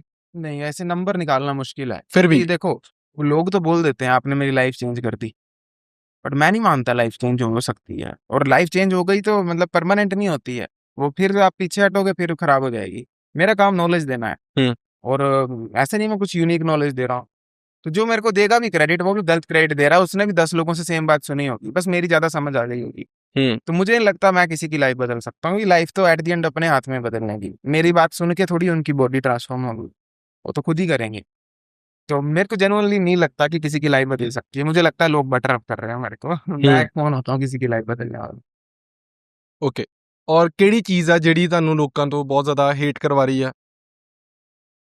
एक तो मेरे को ये लगता है कि हेट की रीजन ये है कि मैं जिस फील्ड पे बात कर रहा हूँ, फेस की, ये एक टैबू सब्जेक्ट, हम्म। एटलीस्ट हमारे समाज। हम्म। और ये समाज दोगला है। जैसे यहाँ पे मैंने कितनी बार ये चीज सुनी है कि किसी का रिश्ता हो तो ऐसे बोलते हैं, वो लड़का बहुत टॉल एंड हैंडसम है, स्मार्ट है, फेयर है। तो ये वही समाज बोलता है। और अगर मैंने ये बता दिया कि अपने स्किन की टैन कैसे हटा सकते हो, तो वो नेगेटिव हो जाता है। हम्म। तो यहाँ पर वो बहुत है कि मन में जो मर्जी सोचना सोचो, प्राइवेटली सोचो, पब्लिकली ये बात मत करो। हम्म। वो एक प्रॉब्लम है। और इमेजिन आप किसी को बोलते हो एप्स निकालो, आपका पेट है, और कोई आपको बोले इनसिक्योर किया आपने, तो उसमें आपकी गलती थोड़ी है। ਤੁਸੀਂ ਆਪਣੀ ਹਰ ਵੀਡੀਓ ਦੀ ਸਟਾਰਟਿੰਗ ਦੇ ਵਿੱਚ ਇਹ ਗੱਲ ਕਿਉਂ ਕਹਿੰਦੇ ਹੋ, ਹਰ ਵੀਡੀਓ ਦੀ ਸਟਾਰਟਿੰਗ ਦੇ ਵਿੱਚ, ਕਿ ਮੇਰੀ ਵੀਡੀਓ ਦੇਖ ਕੇ ਬੜੇ ਲੋਕੀ ਡਿਪਰੈਸ਼ਨ ਚਲ ਜਾਂਦੇ ਆ, ਇਨਸਿਕਿਉਰ ਹੋ ਜਾਂਦੇ ਆ, ਤਾਂ ਮੇਰੀ ਵੀਡੀਓ ਤੁਸੀਂ ਆਪਣੇ ਰਿਸਕ ਤੇ ਦੇਖਿਓ? क्योंकि मुझे डर लगता है, जेन्युइनली डर लगता है कि कोई कुछ गलत कदम ना उठा ले मेरी वीडियो देख के। क्योंकि वो मेरी वीडियो की बात नहीं है, मेरे को ना ऐसे अपने दिन याद आते हैं कि I was not mentally right, जैसा मैंने बताया विटामिन D3 वगैरह। तो यू नेवर नो किसके इम्पैक्ट पे, दिमाग पे क्या इम्पैक्ट पड़ जाता है किसी वीडियो का। और ये एक तरह की प्रोडक्टिव शील्ड भी है, हम्म। क्योंकि लोग मुझे ये कहते हैं बार बार कि तुझे डिस्क्लेमर देना चाहिए कि ये वीडियो इनसिक्योरिटी प्रमोट कर सकते हो। ठीक है, मैं यही नहीं एक और चीज कहता हूँ कि मेरी वीडियो गरीब के लिए नहीं है। अब वो भी मैं इसलिए कहता हूँ क्योंकि मुझे कई लोग कहते हैं, जैसे मैं इतना कहता हूँ 4 अंडे खाऊं, तो रिप्लाई कमेंट आएगा 4 अंडे के पैसे तेरा बाप देगा। हम्म। हाँ, और आप उसका जवाब देते हो? मैं उसका जवाब नहीं देता, एक नहीं आता, बहुत आते हैं। हम्म। बिगेस्ट कंप्लेंट ये कि जो तू बता रहा है वो अमीरों का काम है। ठीक है, आपको लगता है अमीरों का है तो अमीरों का समझ लो, पर मुझे नहीं लगता ये अमीरों का। हाँ, मैं वही पूछने वाला था, डू यू ਰੀਅਲੀ ਫੀਲ ਕਿ ਜੋ ਤੁਸੀਂ ਆਪਣੇ ਫੇਸ ਦੇ ਉੱਤੇ, ਆਪਣੀ ਬੋਡੀ ਉੱਤੇ ਕੰਮ ਕੀਤਾ, ਉਹ ਵਾਕਈ ਬਹੁਤ ਪੈਸੇ ਮੰਗਦੀ ਚੀਜ਼? नहीं, पर अब इसमें भी एक टेंजेंट है ना, किसी के पास बेसिक इंफ्रास्ट्रक्चर नहीं है लाइफ का, उसकी लाइफ वेल नहीं है, घर अच्छा नहीं है, घर से पानी लीक हो रहा है, या घर ही नहीं है, झोंपड़ी में रहता है, इट इज ऑब्वियसली उसके लिए लुक्स मैक्सिंग छोड़ो, प्रोटीन, हेल्थ, फिटनेस भी लीस्ट ऑफ दी प्रायोरिटी होनी चाहिए। एज वेल उसे अपनी बेसिक स्टैंडर्ड ऑफ लिविंग तो नॉर्मल करना चाहिए। तो ये तो आप भी मानो। बिल्कुल भाई। तो यही था मेरा पॉइंट, इसीलिए मैं वीडियो की स्टार्टिंग में बोलता हूँ ऐसे कि मेरी वीडियो उनके लिए नहीं है, क्योंकि फिर वो लोग मेरे को कहते हैं कि मेरा घर से पानी निकल रहा है, मेरे पास घर नहीं है, और तू कह रहा है जॉब पे फोकस करो। नहीं, मैंने नहीं कहा किसी को भी कभी भी ऐसा। ओके भाई। मेरे पास भाई कुछ वो है, डूज एंड डोंट्स है, ਜਿਹੜੇ ਸਾਨੂੰ ਕਰਨੇ ਚਾਹੀਦੇ, ਜਿਹੜੇ ਸਾਨੂੰ ਬਿਲकुल नहीं करने चाहिए। Growing beard. बियर्ड आप उगा सकते हो अगर आपके फेस पे सूट करे और पैची ना हो, जैसे विराट कोहली, रोनाल्डो टाइप किया आपकी तरह। अगर जैसे मेरे को नहीं आती ढंग की, तो इट इज बेटर उसे शेव कर। म्यूइंग। म्यूइंग एक टंग का पोस्चर है, वो सबको करना चाहिए। और ऐसा नहीं है कि इतनी देर उतनी देर, रोज करना चाहिए, हर वक्त करना चाहिए, हर टाइम करना चाहिए। वो पीठ की तरह एक पोस्चर है, उसमें टंग ऊपर होती है। Getting tattoos. टैटूज वो आप पे डिपेंड करता है, अगर आपकी बॉडी के ऊपर सूट करता है या नहीं। जैसे कईयों पे करता है, कईयों पे नहीं करता। फिर इसमें बाल्ट लोगों का आता है एग्जाम्पल, जिसके सर पे बिल्कुल बाल नहीं है, रॉक की तरह, उनके लिए टैटू बहुत अच्छा वर्क करता है, क्योंकि उनको कंट्रास्ट देता है वो। ओके। जैसे उनके पे बेड भी अच्छी करती है वहाँ पे। ਤੁਸੀਂ ਵੀ ਆਪਣੇ ਵਾਲਾਂ ਨੂੰ ਵਧੀਆ ਕਰਨ ਵਾਸਤੇ ਪੂਰੇ ਵਾਲ ਕਟਾਤੇ ਇੱਕ ਵਾਰੀ? मैं बढ़िया करने के लिए नहीं किए थे मैंने, वो मैंने इसलिए काटे थे, वो लाइव हुआ था मैं गंजा वीडियो में। तब क्या हुआ, मैंने बाल लंबे थे, इतने लंबे थे, मैंने छोटे किए, और मेरे को लगे कमेंट आने अब तेरा कंटेंट नहीं चलेगा। तब मेरे थे 20,000 सब्सक्राइबर, तेरे बालों की वजह से चलती थी वीडियो, अब नहीं चलेगा ऐसे वैसे। अल्लाह, तुम्हें लगता है बालों की वजह से चलता है, ये लो बाल ही खत्म। अब बताता हूँ चला के, तो मैंने गंजियों के वीडियो बनाई जब तक बाल लंबे नहीं हुए। ओके। मैंने तो मतलब खुद से जिद थी कि अच्छा क्या ऐसा ही तो नहीं है, खुद भी टेस्ट करते हैं। Nice. Voice maxing. Voice maxing से इंपॉर्टेंट है आपकी टोनैलिटी, मतलब आवाज टूटे ना, बहुत जोर से ना बोल दो, और बोल क्या रहे हो वो पता हो, और इमोशन हो वॉइस में। अगर जब एनर्जी दिखानी तो वो दिखनी चाहिए, और जब नहीं दिखानी तो वो मोनोटोनस होनी चाहिए। कई लोग बस इसी तरह बात करते रहते हैं, बोलते रहते हैं, तो उसमें वो बात नहीं होती उस बात। तो वॉइस वो वैल्यू इंपॉर्टेंट है। डीप करने में अपना टाइम मत वेस्ट करो, वो नहीं होती है। 10% फर्क पड़ सकता है, बट ऐसा नहीं है आप किसी की तरह वॉइस कर लो एक्सट्रीमली डीप, वो जेनेटिक है। Teeth whitening. टीथ वाइटनिंग के पेस्ट आते हैं, स्ट्रिप्स आती हैं, मोस्ट जो वर्क नहीं करते हैं। इट इज बेटर आप प्लाक रिमूव करवाओ डेंटिस्ट के पास जाकर, जो कि सीमेंट टाइप की चीज दांतों के बीच में जम जाती है, और वो आपकी ना गम्स को रिसीड करता है बार बार। ऊपर होगा तो ऊपर को ले जाएगा, नीचे होगा नीचे ले जाएगा, तो दांत लंबे लगते हैं और बुरे लगते हैं। तो उससे बचने के लिए प्लाक पे वर्क करो, उसको फिक्स करा। Thumb pulling. हम पुलिंग म्यूइंग की तरह ही है, पर म्यूइंग में टंग का जोर लग रहा है ऊपर, ठीक है। अब टंग का जोर जो है वो उतना पावरफुल नहीं है। थंब टंग में जमीन आसमान का फर्क है। तो टंब ऐसे करके आपकी पूरी पैलेट को वाइड करने में हेल्प कर सकता है, और ये एक वर्कआउट है। इसे आप बोल सकते हो कि कितने दिन कितने टाइम, यूजुअली हफ्ते में 3 दिन 3 सेट इस तरह से होते आपने नेचुरल को क्यों चूज किया? हैं। वो वी आर स्टूपिड चैनल की वजह से। तो जैसे वी आर स्टूपिड का जो चैनल है वो मैं 2016-17 से देख रहा हूँ। तो उस टाइम पे भी अच्छी वीडियो बनाते थे, आज तो बनाते ही हैं, पर तब वो जब नेचुरल टीन ने बात पहली बार करना शुरू की थी, मुझे एग्जैक्ट ईयर याद नहीं कब की थी, पर जब मैंने पहली बार देखा तो उन्होंने ऐसा बोला नेचुरल टीन से बेटर इंडिया में और कोई है ही नहीं। इतनी कन्विक्शन के साथ बोला कि मैं हैरान हो गया, ऐसा क्या है इसमें कि बस नेचुरल नाम है तो वो बोल रहे हैं क्या है, इनकी ब्रांड है। मुझे लगता था इनकी ब्रांड है। या फिर मैंने चेक किया कि ये कहाँ से सोर्स होता है, लैब टेस्ट क्या होती है, तब मुझे बताया कि क्यों उन्होंने कहा था, क्या सोच समझ के बाद। ਮੈਂ ਟਰਸੀਫਾਈਡ ਦੀ ਇੱਕ ਵੀਡੀਓ ਉੱਤੇ ਦੇਖਿਆ ਸੀਗਾ, ਤੁਹਾਡਾ ਕਮੈਂਟ ਟੌਪ ਤੇ ਸ਼ੋ ਹੋ ਰਿਹਾ ਸੀਗਾ ਕਿ ਜਿਸ ਦਿਨ ਨੈਚੁਰਲ ਟੀਨ ਦਾ ਕੋਈ ਪ੍ਰੋਡਕਟ ਪਿਟਾ तो चैट है कि पूंगी बच जाएगी। तो ਤੁਹਾਨੂੰ ਕਦੀ ਇਹ ਡਰ ਲੱਗਦਾ ਹੈ ਕਿ ਯਾਰ ਹਾਂ ਇੰਨਾ ਜ਼ਿਆਦਾ ਆਪਾਂ ਸਾਰੇ ਇੰਨਾ ਜ਼ਿਆਦਾ ਅਗਰੈਸਿਵਲੀ ਨੈਚੁਰਲਿਟੀ ਨੂੰ ਪ੍ਰਮੋਟ ਕਰਦੇ ਆ, ਖੁਦਾ ਨਾ ਖਾਸਤਾ ਕੋਈ ਬਾਅਦ 'ਚ ਨੂੰ ਆ ਜੇ ਤੇ ਕੀ ਕਰਾਂਗੇ ਆਪਾਂ? ਇਦਾਂ ਡਰ ਬਣਦਾ है? नहीं, बिल्कुल नहीं लगता, और इसकी 2 रीज़न है। पहला तो ये है कि ये मार्केटिंग में आप देखना कभी आपको ऐसा नहीं मिलेगा, बड़े-बड़े पोस्टर लगाए हैं या फिर आपके टीवी में ऐड आ रही है। मैक्सिमम इन्फ्लुएंसर मार्केटिंग हो रही है। तो इसका क्या मतलब है कि ब्रांड ज़्यादा शो ऑफ पे फोकस नहीं कर रही है। नंबर सेकंड, ये ब्रांड ज़्यादा डिस्काउंट नहीं देती है, और जो बिगेस्ट कंप्लेंट इस ब्रांड की वो प्रोडक्ट से नहीं है, पैकेजिंग से नहीं है, सर्विस से नहीं है, वो है प्राइस से। लोग बोलते हैं ये एक्सपेंसिव है, 300 रुपया ही होगी, पर है, वो बोलते हैं बाकी ब्रांड सस्ते में दे रही है।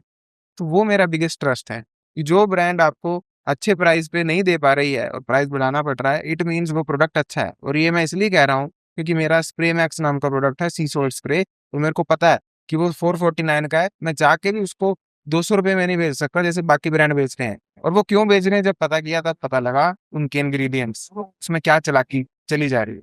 तो वो मेरे को एक पर्सनल एक्सपीरियंस है कि जो अच्छे प्राइस पे बेच रहा है, जिसकी सेंस बनती है, too good to be true नहीं है, वो ब्रांड ऐसे नहीं करते। ओके भाई, to just wrap up this podcast, ਮੈਂ 15 ਸਾਲ ਦੇ ਆਯੁਸ਼ ਨੂੰ ਇਮੇਜਿਨ ਕਰੋ ਇੱਥੇ ਬੈਠਾ ਆ, ਐਂਡ ਤੁਸੀਂ 23 ਸਾਲ ਦੇ ਹੋ।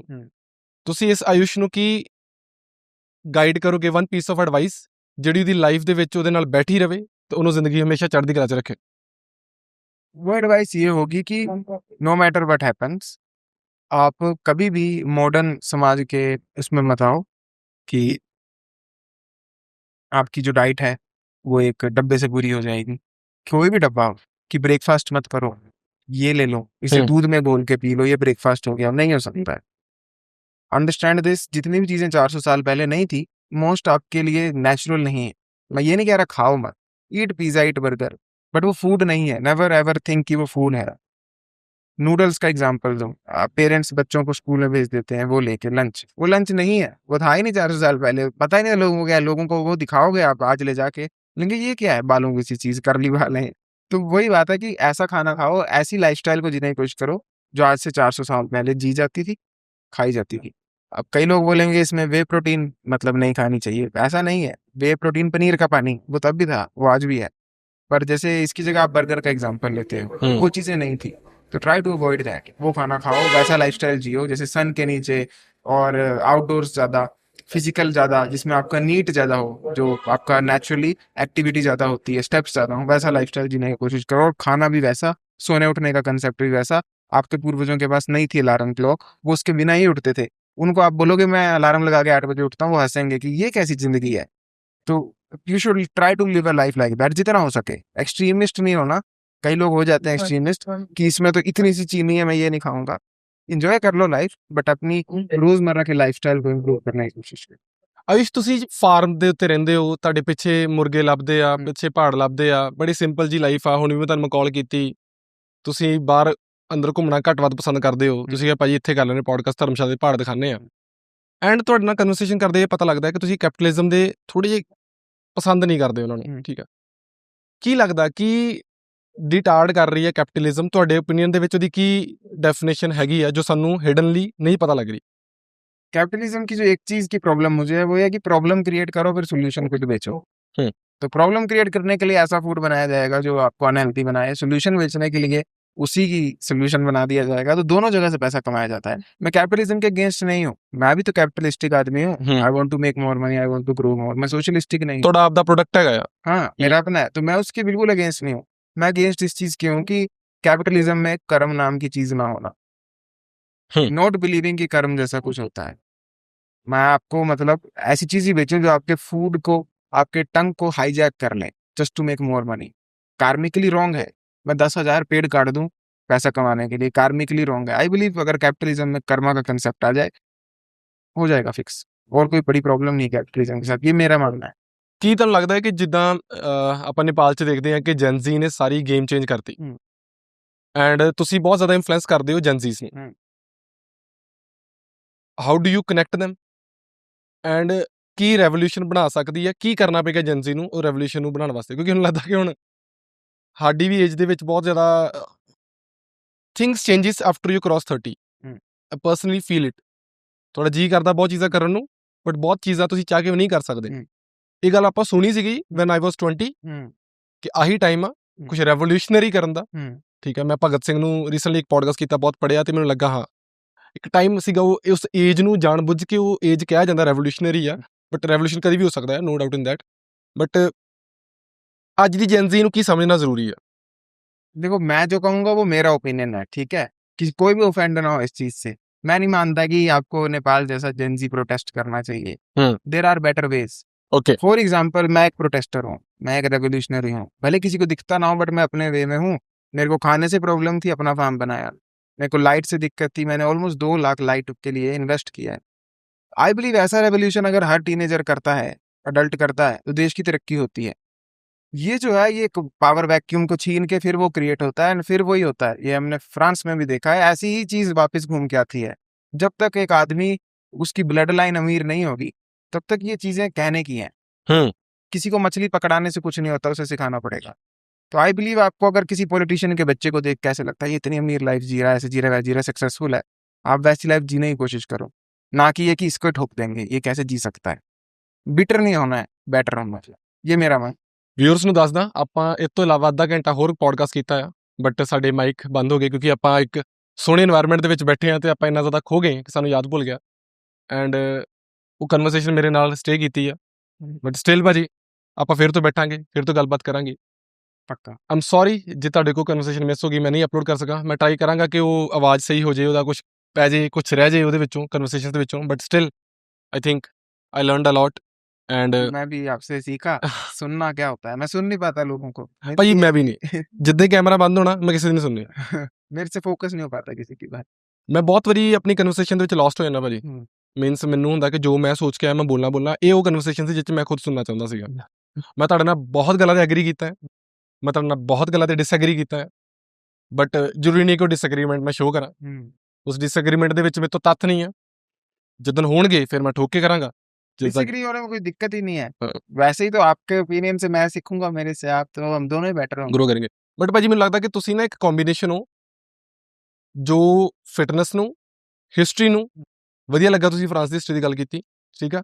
ਸਾਨੂੰ ਹਿਸਟਰੀ ਚੰਗੀ ਤਰ੍ਹਾਂ ਪੜ੍ਹਾਈ ਨਹੀਂ ਗਈ, ਮਿਸ ਰਟਾਈ ਗਈ, ਸਮਝਾਈ ਨਹੀਂ ਗਈ। ਮੈਨੂੰ ਤਾਂ ਲੱਗਦਾ ਜੇ ਸਮਝੀ ਹੁੰਦੀ ਤੇ ਆਪਾਂ ਬਹੁਤ ਜ਼ਿਆਦਾ ਉਹੀ ਜਿਹੜੀ ਗੱਲ ਕਰਦੇ ਹੋ, ਤੁਹਾਡੇ 'ਚ ਇੱਕ ਬਹੁਤ ਜ਼ਿਆਦਾ ਡਿਫਰੈਂਟ ਇੱਕ ਐਲੀਮੈਂਟ ਆ ਜੋ ਹੋਰ ਜ਼ਿਆਦਾ ਨਿਖਰਨਾ ਚਾਹੀਦਾ ਹੈ। ਮੈਂ ਤੁਹਾਨੂੰ ਪਹਿਲਾਂ ਵੀ ਕਿਹਾ ਹੈ ਕਿ ਤੁਸੀਂ ਆਪਣੇ ਪੋਟੈਂਸ਼ੀਅਲ ਦਾ ਜੇ 5% ਵੀ ਅਚੀਵ ਨਹੀਂ ਕੀਤਾ, ਬਹੁਤ ਜ਼ਿਆਦਾ ਅਚੀਵ ਕਰਨਾ ਹੈ। ਜੋ ਨਵਜੋਤ ਭਾਈ ਨੇ ਮੈਨੂੰ ਕਿਹਾ ਸੀਗਾ, ਜੋ ਨੈਚੁਰਲਿਟੀ ਨੇ ਮੈਨੂੰ ਕਿਹਾ ਸੀਗਾ, ਉਹ ਵਾਕਈ ਸੱਚ ਆ, ਬਟ ਉਹ ਅੱਧਾ ਸੱਚ ਆ, ਉੱਤੇ ਉੱਤੇ ਹੈਗਾ ਆ। ਸੋ ਆਈ ਰੀਅਲੀ ਬਲੀਵ ਕਿ ਤੁਸੀਂ ਇੱਕ ਸਹੀ ਪਲੈਟਫਾਰਮ 'ਤੇ ਕੰਮ ਕਰਦੇ ਪਏ ਹੋ। ਤੁਹਾਨੂੰ ਸਿੱਖਣ ਦੀ ਬਹੁਤ ਜ਼ਿਆਦਾ ਲੋੜ ਆ, ਹੋਰ ਜ਼ਿਆਦਾ ਮੈਨੂੰ ਵੀ ਸਿੱਖਣ ਦੀ ਲੋੜ ਆ। ਟਰਾਈ ਕਰੋ ਕਿ ਇਹੋ ਜਿਹੀ ਕਨਵਰਸੇਸ਼ਨਸ ਤੁਸੀਂ ਹੋਰ ਕਰੋ, ਹੋਰ ਪੋਡਕਾਸਟ ਕਰੋ, ਆਪਣਾ ਪੋਡਕਾਸਟ ਸ਼ੁਰੂ ਕਰੋ, ਹੋਰ ਲੋਕਾਂ ਨੂੰ ਮਿਲੋ, ਤੁਸੀਂ ਬਹੁਤ ਐਕਸਪੈਂਡ ਹੋਗੇ। ਇਹ ਮੇਰੀ ਪਰਸਨਲ ਸੁਜੈਸ਼ਨ ਆ। ਮੈਂ ਹਰ ਇੱਕ ਚੰਗੇ ਬੰਦੇ ਨੂੰ, ਲੋਕੀ ਕਹਿੰਦੇ ਕਿ ਯਾਰ ਪੋਡਕਾਸਟਿੰਗ ਅੱਜ ਪੰਜਾਬ 'ਚ ਇੱਦਾਂ ਕਹਿੰਦੇ ਕਿ ਜੇ ਕੋਈ ਪੱਥਰ ਮਾਰੀਏ ਤੇ ਕਿਸੇ ਪੋਡਕਾਸਟ ਨੂੰ ਵੱਜਦਾ ਹੈ ਤੇ ਮੈਂ ਤੁਹਾਡੇ ਵਰਗੇ ਲੋਕਾਂ ਨੂੰ ਕਹਿੰਦਾ ਕਿ ਪੋਡਕਾਸਟਿੰਗ 'ਚ ਆਓ। ਉਹਨਾਂ ਇੱਕ ਤੁਹਾਡੇ ਜਿਹੜੇ ਕਈ ਵਾਰੀ ਤੁਸੀਂ ਬੜੇ ਠੋਕ ਕੇ ਕੁਛ ਚੀਜ਼ਾਂ ਨੂੰ ਲੈ ਕੇ ਲੱਗੇ ਹੁੰਦੇ ਕਿ ਹਾਂ ਮੈਂ ਸਹੀ ਹਾਂ, ਉਹ ਚੀਜ਼ਾਂ ਥੋੜ੍ਹੀ ਡਾਇਲਿਊਟ ਹੁੰਦੀਆਂ, ਤੁਹਾਨੂੰ ਸੈਕਿੰਡ ਵੇ ਲੱਭਦੇ, ਅੱਛਾ ਨਹੀਂ ਆ ਵੀ ਸੱਚ ਆ ਯਾਰ, ਇੱਕ ਮੈਨੂੰ ਲੱਭਾ ਹੀ ਅੱਜ ਆ, ਉਹ ਗਲਤ ਨਹੀਂ ਸੀਗਾ, ਉਹ ਮੈਨੂੰ ਲੱਭਾ ਹੀ ਅੱਜ ਸੀਗਾ, ਇਸ ਕਰਕੇ ਮੈਂ ਉਹਨੂੰ ਨਹੀਂ ਦੇਖ ਪਾਇਆ। ਤੁਹਾਡੇ ਵਰਗੇ ਬੰਦਿਆਂ ਨੂੰ ਜ਼ਰੂਰ ਕਨਵਰਸੇਸ਼ਨਸ ਕਰਨੀਆਂ ਚਾਹੀਦੀਆਂ ਨੇ, ਕਿਉਂਕਿ ਉਹਦੇ ਨਾਲ ਤੁਸੀਂ ਤੇ ਲੋਕਾਂ ਨੂੰ ਚੰਗਾ ਕੰਟੈਂਟ ਮਿਲਦਾ। ਐਜ਼ ਅ ਹੋਸਟ ਮੈਂ ਆਪਣੇ ਦੁਕਾਨ ਸਾਹਮਣੇ ਕਿਸੇ ਹੋਰ ਦੀ ਦੁਕਾਨ ਲਾਉਣ ਨੂੰ ਨਹੀਂ ਕਹਾਂਗਾ, ਬਟ ਤੁਸੀਂ ਕਰ ਸਕਦੇ ਹੋ ਤੁਸੀਂ, ਠੀਕ ਹੈ। Thank you very much Ayush ਭਾਜੀ ਦੀ ਚੈਟ ਟੈਗ। ਮੈਨੂੰ ਹੁਣ ਪਤਾ ਲੱਗਾ ਤੁਸੀਂ ਗੀਗਾ ਚੈਟ ਤੋਂ ਇਹ ਚੈਟ ਸ਼ੁਰੂ ਹੋਇਆ, ਮੈਨੂੰ ਪਹਿਲਾਂ ਪਤਾ ਨਹੀਂ ਸੀਗਾ। हाँ इसकी बहुत हिस्ट्री है, हाँ मेरी इन चीजों को जान के फायदा है। हाँ वो हमें रिजल्ट से मतलब ਬਿਲਕੁਲ ਭਾਜੀ। Nice talking to you brother, ਮਿਲਦੇ ਹਾਂ ਜਲਦੀ। Thank you Likewise, I'm feeling ਫਿਰ ਤੋਂ ਰਿਕਾਰਡ ਕਰਨ ਵਾਸਤੇ। Thank you.